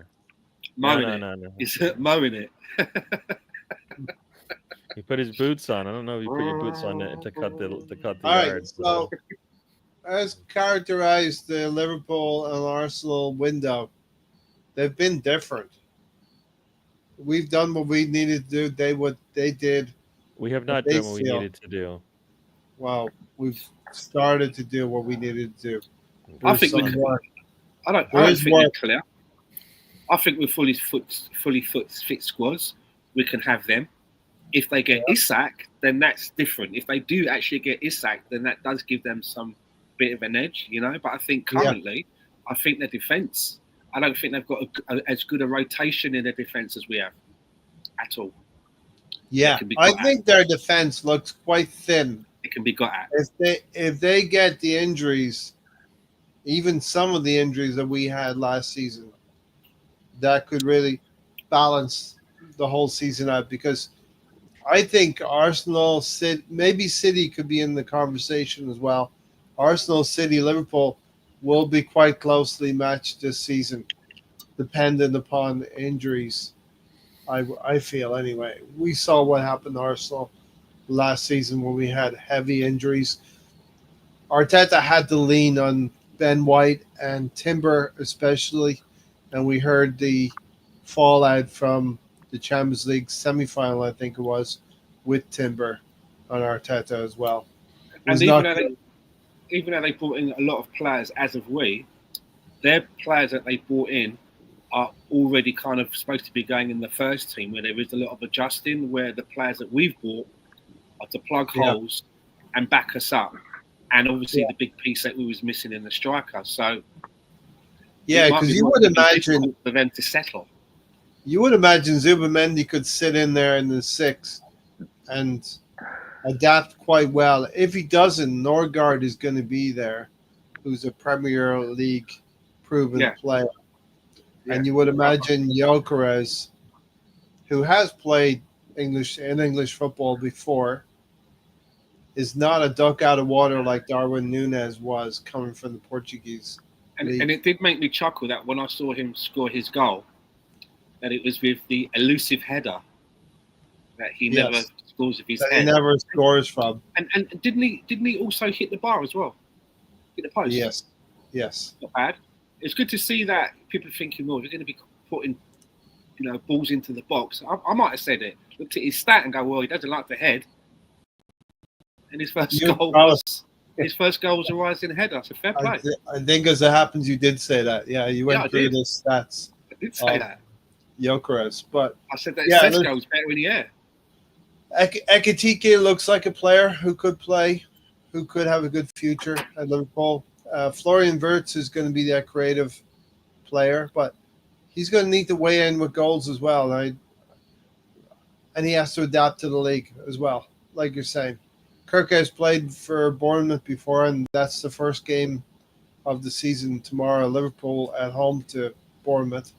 But Kirk is making the move from Bournemouth to Liverpool, and Frimpong as well. Yeah, needing to adapt. So you got a couple of German-based players that need to adapt to the Premier League, which traditionally hasn't been difficult. It has not been difficult for German players to adapt. And then it seems like they adapt better than any of our other countries. Yeah. Yeah, I think the brand of football is quite similar between the Bundesliga and the Premier League, I think. And then sort of Liverpool, Bournemouth, and Chelsea play Saturday. Tottenham plays Saturday.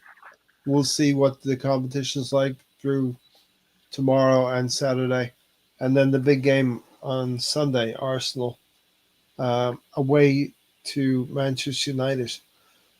Traditionally, we've played well against the top 6 teams.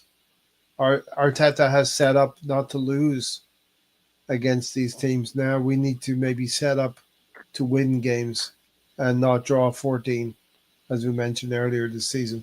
And we're gonna have the rivalry through the season. If Isak does go to Liverpool, it'll be a Swedish player against a Swedish player, Arsenal, Liverpool. And on Sunday, we will have maybe Sesko versus Gyökeres, which is what the media are going to seize upon on Sunday as the headline act, if you know what I mean. Sesko.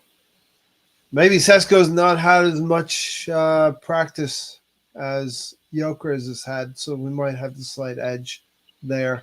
But Manchester United, what does their window look like? With Cunha, Sesko. Have they got Sesko?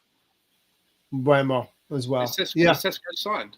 Sesko signed for Man United. So that's interesting. Then our first game is going to be it's going to be the Gyökeres Sesko derby. It's going to be look at what you could have won. We're going to be able to see them head to head. You'll have Brian Mbeumo, which is a player I rated like this time last summer. Do you not think of them buying Sesko, right? If you think of where some of their problems have stemmed from at United, they went out, spent a lot of money. I think that's something like 75 million euros on Højlund, who was a prospect player, a hot prospect. He wasn't an established starter, and they spent that money, and then they put him straight in as the striker.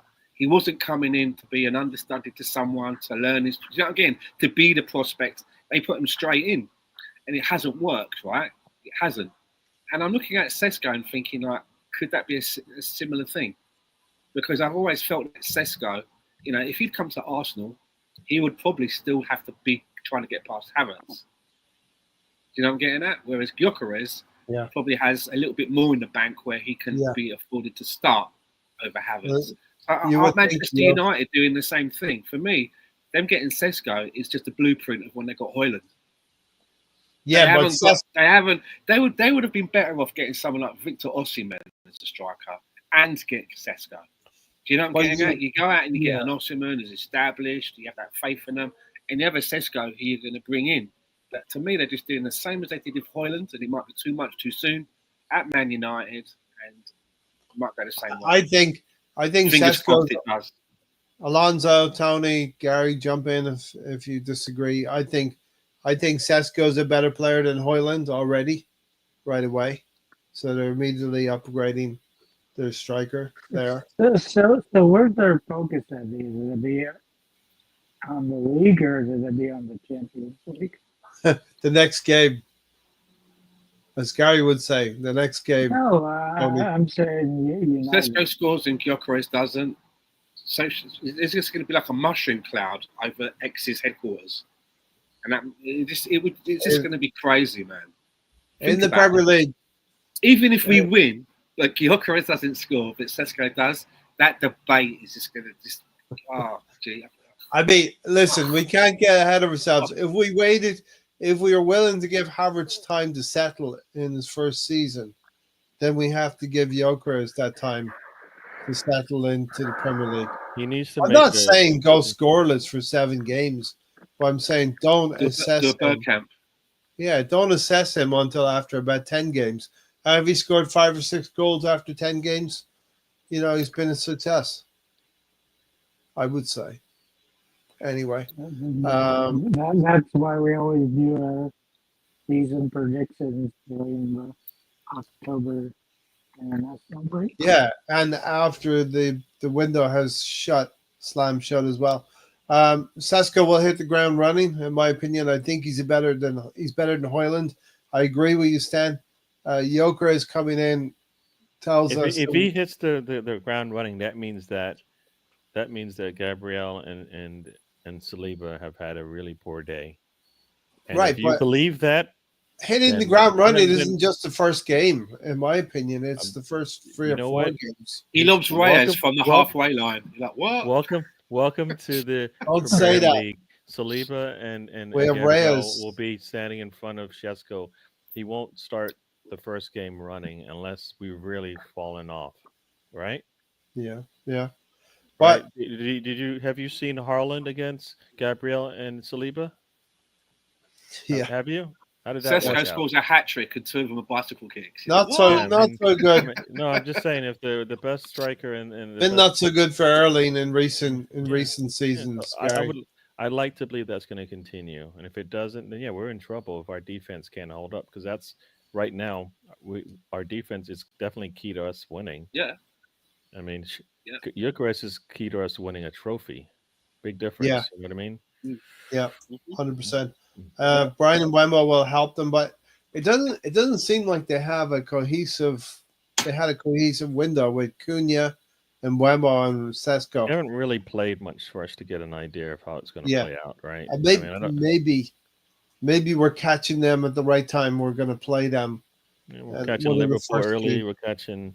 We played 3 tough games early. We're catching Leeds early too. Oh, Sorry, Tom. I don't think that actually is no. Yeah, Leeds could be tricky. Could be tricky.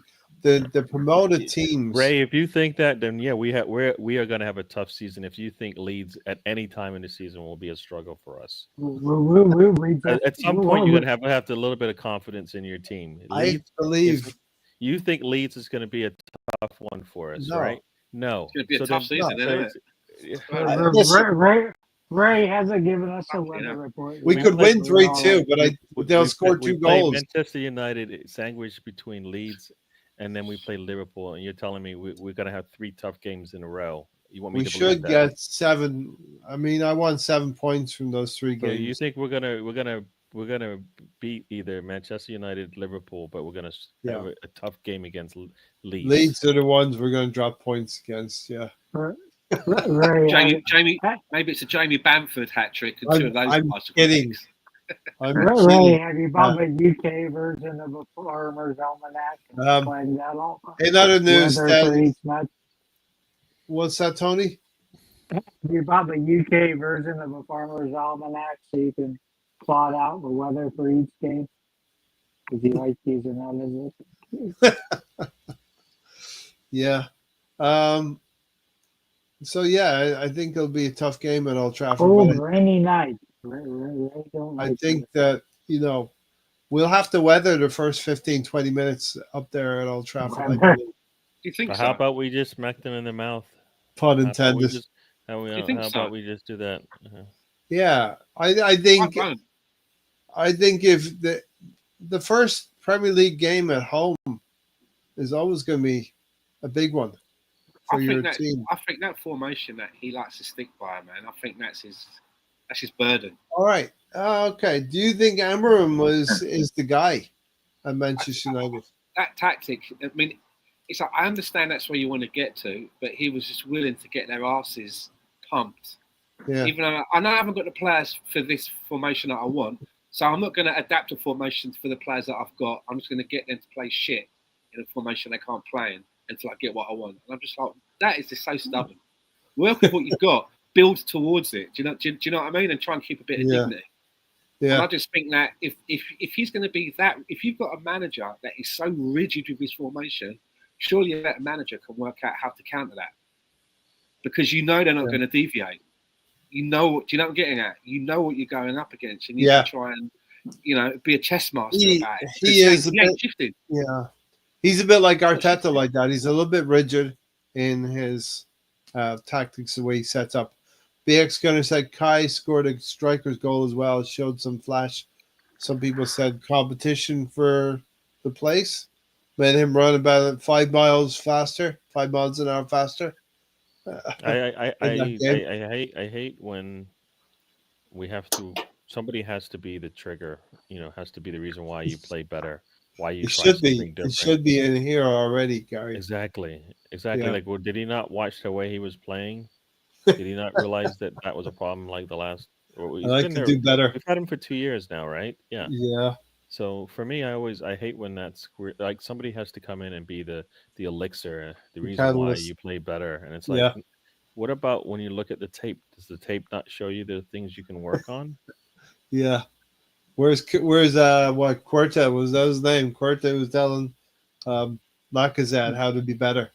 Tiger thinks Havertz will start on Sunday. I think that's dangerous. I think we have That enough minutes. that will just Really? that would be. I think Gyökeres has enough minutes now to justify starting He's in fit. preseason. I think Yeah. so. Yeah, that lineup will be It interesting. doesn't even matter how many minutes he got. We didn't bring him in to watch. Yeah, true. If he, if he There you came go, in, sit on the if bench. I was the coach and he came in very, very late, and I'm starting him, he might come off at halftime. I don't Yeah. care. But Yeah. guess what? He needs to play as much as possible. We can't be like, no, we're going to wait to bet him in later on. We play Liverpool in the first game of telling the him not to season. take his tracksuit off. You're like, what? What do you mean? Now keep your tracksuit on. Well, What do you mean? No, What? think about it. We play Manchester United, and then two games later we play Liverpool. No, we don't want to rush him into what? Yeah, Yeah. you rush him no, in. you got He needs in. to know how to play with Exactly. this team yesterday. It's not like Yeah. Robert Perez up at Sunderland where Arsene that Wenger pass sat him on the bench. that pass from Zubimendi to him. Yeah. That happens because they've been playing the together. field. Hopefully, right? Exactly. They On kind the of pitch. look. There's a look, and then In boom, the practice. ball is gone. And next thing you know, he's in the spot, being Exactly. his man to the ball. I mean, that doesn't happen if you don't play. The Like experience- Saka's got to know when Gyökeres is there, just beat my man and put the ball, and then you're gonna have Gyökeres coming in late, near post. right? Yeah. And boom, yeah. And But he's boom, so I just I don't I no. The man plays. The man plays. It's like the talk about Zubimendi. Maybe Norgard will start because he's got Premier League experience. No. Who said that? No. I've heard it. I said. I've heard it. I heard it, and then the fact that we saw it the first game that we had an opportunity to start either Zubamendi or Norgard was like, oh, this Well, That's like when your parents buy you a brand new car, but you Everybody's haven't passed your gonna drive. get You haven't passed your driving test yet, so you just got to look at it every day, sitting in the drive while you're taking driving lessons. You got this brand new like Range Rover sat there. You're like, oh, BX said we need to start No. fast and fearless. Yeah, listen, I think it's important. We have a similar start to the season that we had last season, and we fell behind Liverpool and could never catch them. We can't do that this season. We're gonna have to go to places like Old Trafford and take points, Anfield, a point or points, and new places like Newcastle as well. We need to start fast and fearless, and can't go to United playing scared and slow. Off topic. Everybody's talking about this Aliens Earth on FX, so we've got to check it out. Aliens Earth. It's been recommended to me as well. Sesko, Cunha, and Wemo. That's a lot of firepower. Diallo and Bruno Fernandes. But they're really bad at the back. So we control their forwards and we let our forwards cook, right? Don't Manchester United play three at the back. What's that? Don't Manchester United play Don't four. say that. Don't say at the three at back. the back. Don't say three at the back. No, where I start. It's a trigger. It's a Tony trigger.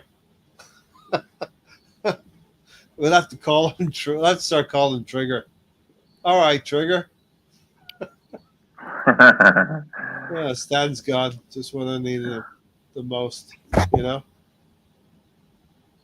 You're on mute. got to check my pizza. Ah, My okay. place, Mike. Didn't you like burn the shit out of one pizza? All right. I mean, am I the only one that can't believe there's going to be meaningful football this weekend? I can't really believe it. It's come up on me pretty quick. Gary's sneering a little bit. I don't even know what that means. I don't know what you mean. We knew it was coming. Are you surprised it's here? Or are you like, oh yeah, there's games on the weekend? No, I'm not surprised because they told me. Right. They told me when it You're was. They forgetting about told me when it was gonna start, so I kind of like knew ahead of time. There's a thing So called a it's- schedule, There's right, a thing Gary? called, like calendar, and I just kind of like looked at it and it It's a said, you know what, calendar. it's gonna be this week. Right. It's gonna be this tomorrow. I Yeah, kind of knew. I didn't even. You're forgetting my favorite trigger. yeah. Come on, let's go, Tony. Do it. You don't know what it is, right? I do. Is it Starts with a W. WGAF? Yep. You see, you podcast with people for 8, 6, 7, 8 years. You kind of know what they're going to do, when they're going to do it. Even Gary knows my foibles. Yeah. You know, I think I picked out 4 of them, right? One of them, Tom, will be angry. right? Hit me with the first one. Who gives a fuck? I have to go back of the to the season? schedule. Is it Brighton versus Aston Villa? believe so. I might have left that one off. Aston Villa.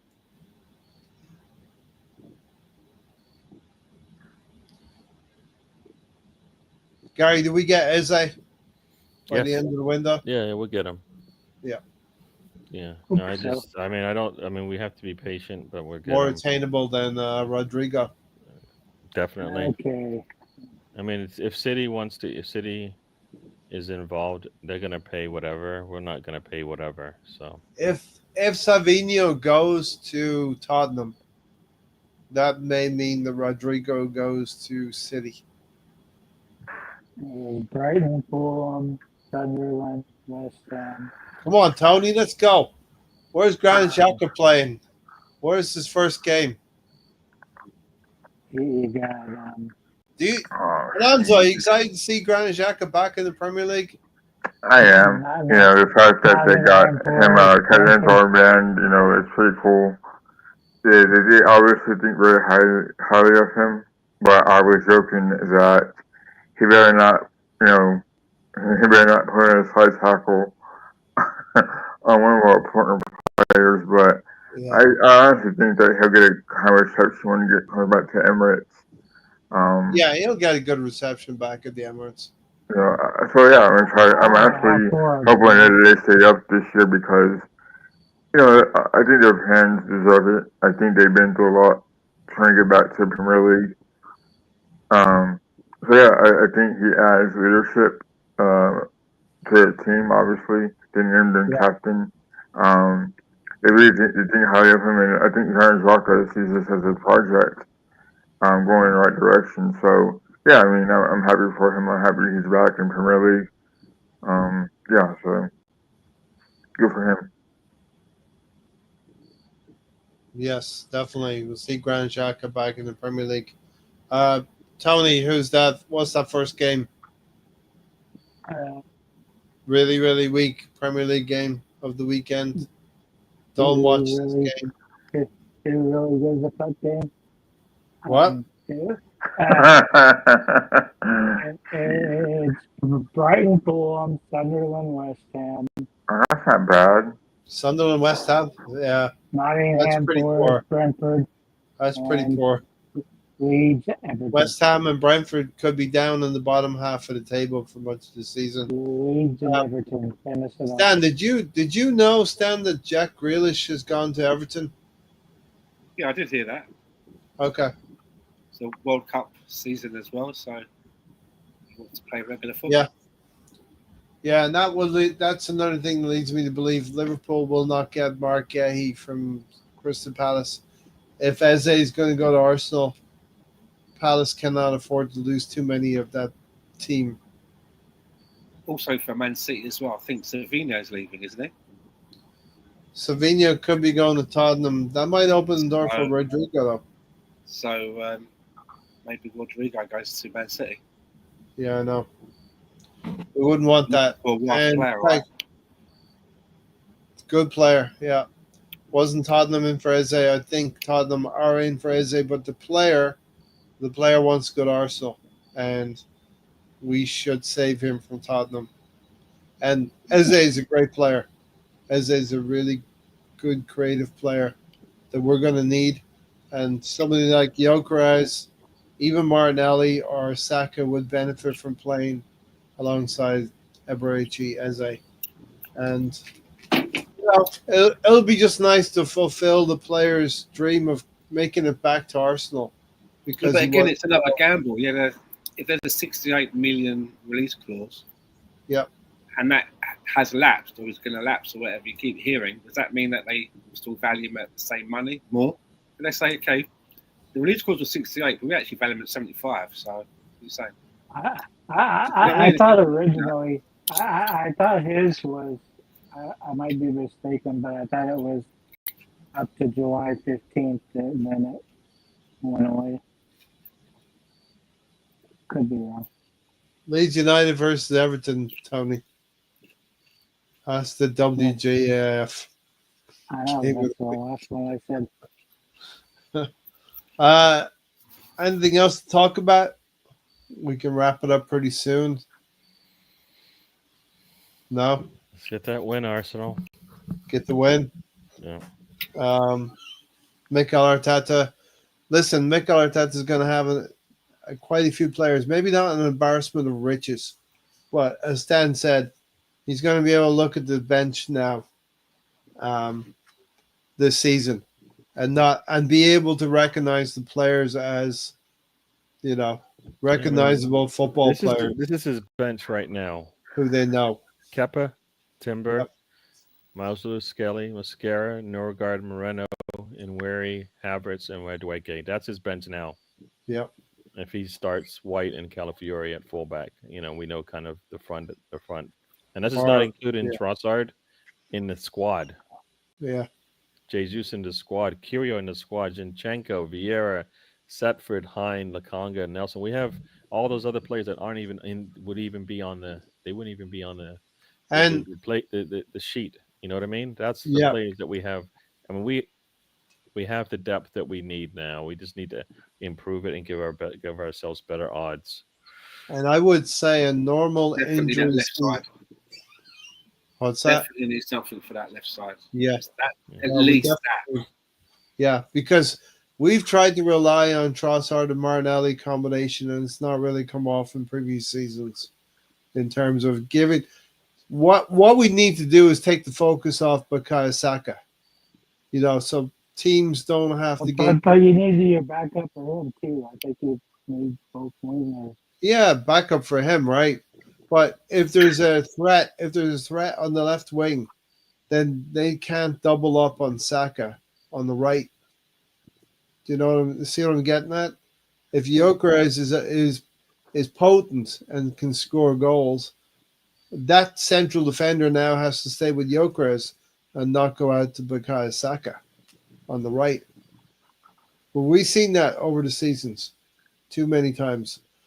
Now, the bench that Gary mentioned is a very, very good bench, and normally you'd probably be able to carry 2 or 3 injuries through a season, and we can't have too many more than 2 or 3 injuries through a season at any one time, But it's going to be a long season. It's a season where we'll have to go through a Carabao Cup, league campaign, FA Cup, and of course do as well as we did last season, if not better, in the Champions League as well. So it's pretty easy, Mikkel. Just make it happen. We can dream. Right now we can dream. Everybody starts with 0 points. The rest of the players as well. What's that? 'Cause that's why they rest the players, because that's why the wheels fell off. That's why they got Yeah. it. Yeah, Not a coincidence. that's the biggest Oh, thing wow. that Mikkel's gonna need to do is recognize the squad that he has and apportion the minutes correctly through all of them. Pep Guardiola has been able to do that for many seasons. We don't know where Man City, if he'll be able to resurrect that Man City team to be a title rival to Liverpool and Arsenal, but it'll be interesting to watch it as we document it through the weeks. They're not far behind us in the baby months. Yeah. All right, Tony, give us your last word. We'll go around the house and say goodbye to everybody. I'm just happy to be here. That's pretty much it. Ready for football? We're happy you're here too, Tony. That's pretty much it. Ready for football. I'm just glad to be here. Getting like this close today. Alonso? Yeah, I'm good to see you, Ray, Gary, Tony, Stan. Yeah, I'm looking forward to Sunday.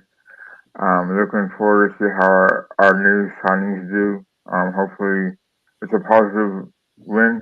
I know it's at Old Trafford, but I'm very confident we get the win. And yeah, looking forward to the rest of the year podcasting you guys.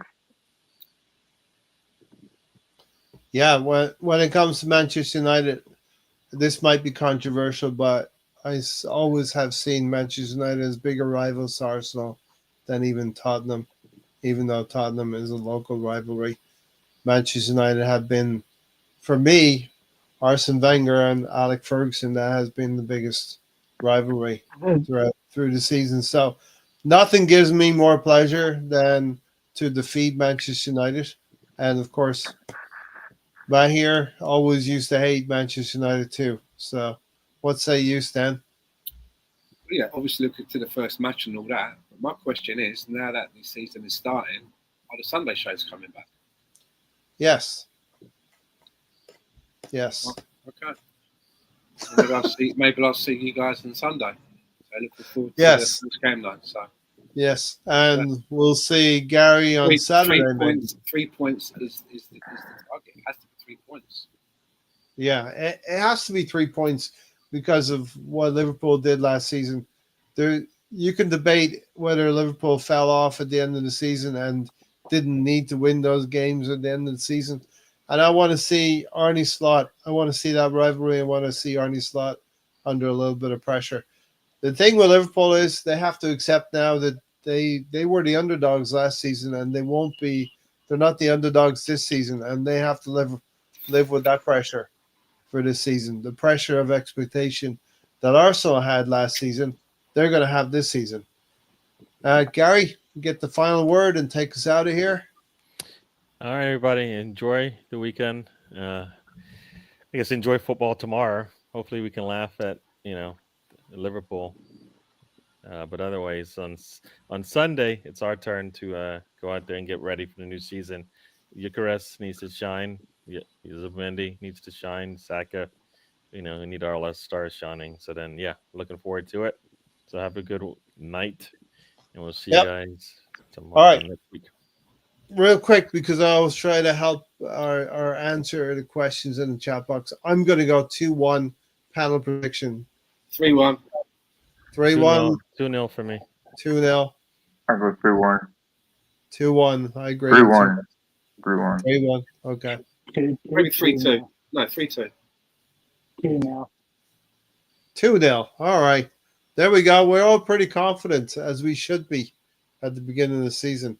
All right. Want to say thank you to all of you for joining me tonight and the Thursday Night Forum on the eve of the Premier League season, which promises much. And hopefully this time in May, maybe some Thursday in May, we're celebrating some silverware at the end of the season. Okay? Sounds good to me. We'll see you all Sunday. Gary will be doing a show on Saturday, I'm sure. So check that out as well. And we'll be celebrating 3 points from Old Trafford on Sunday. Take care, everybody. We're out of here.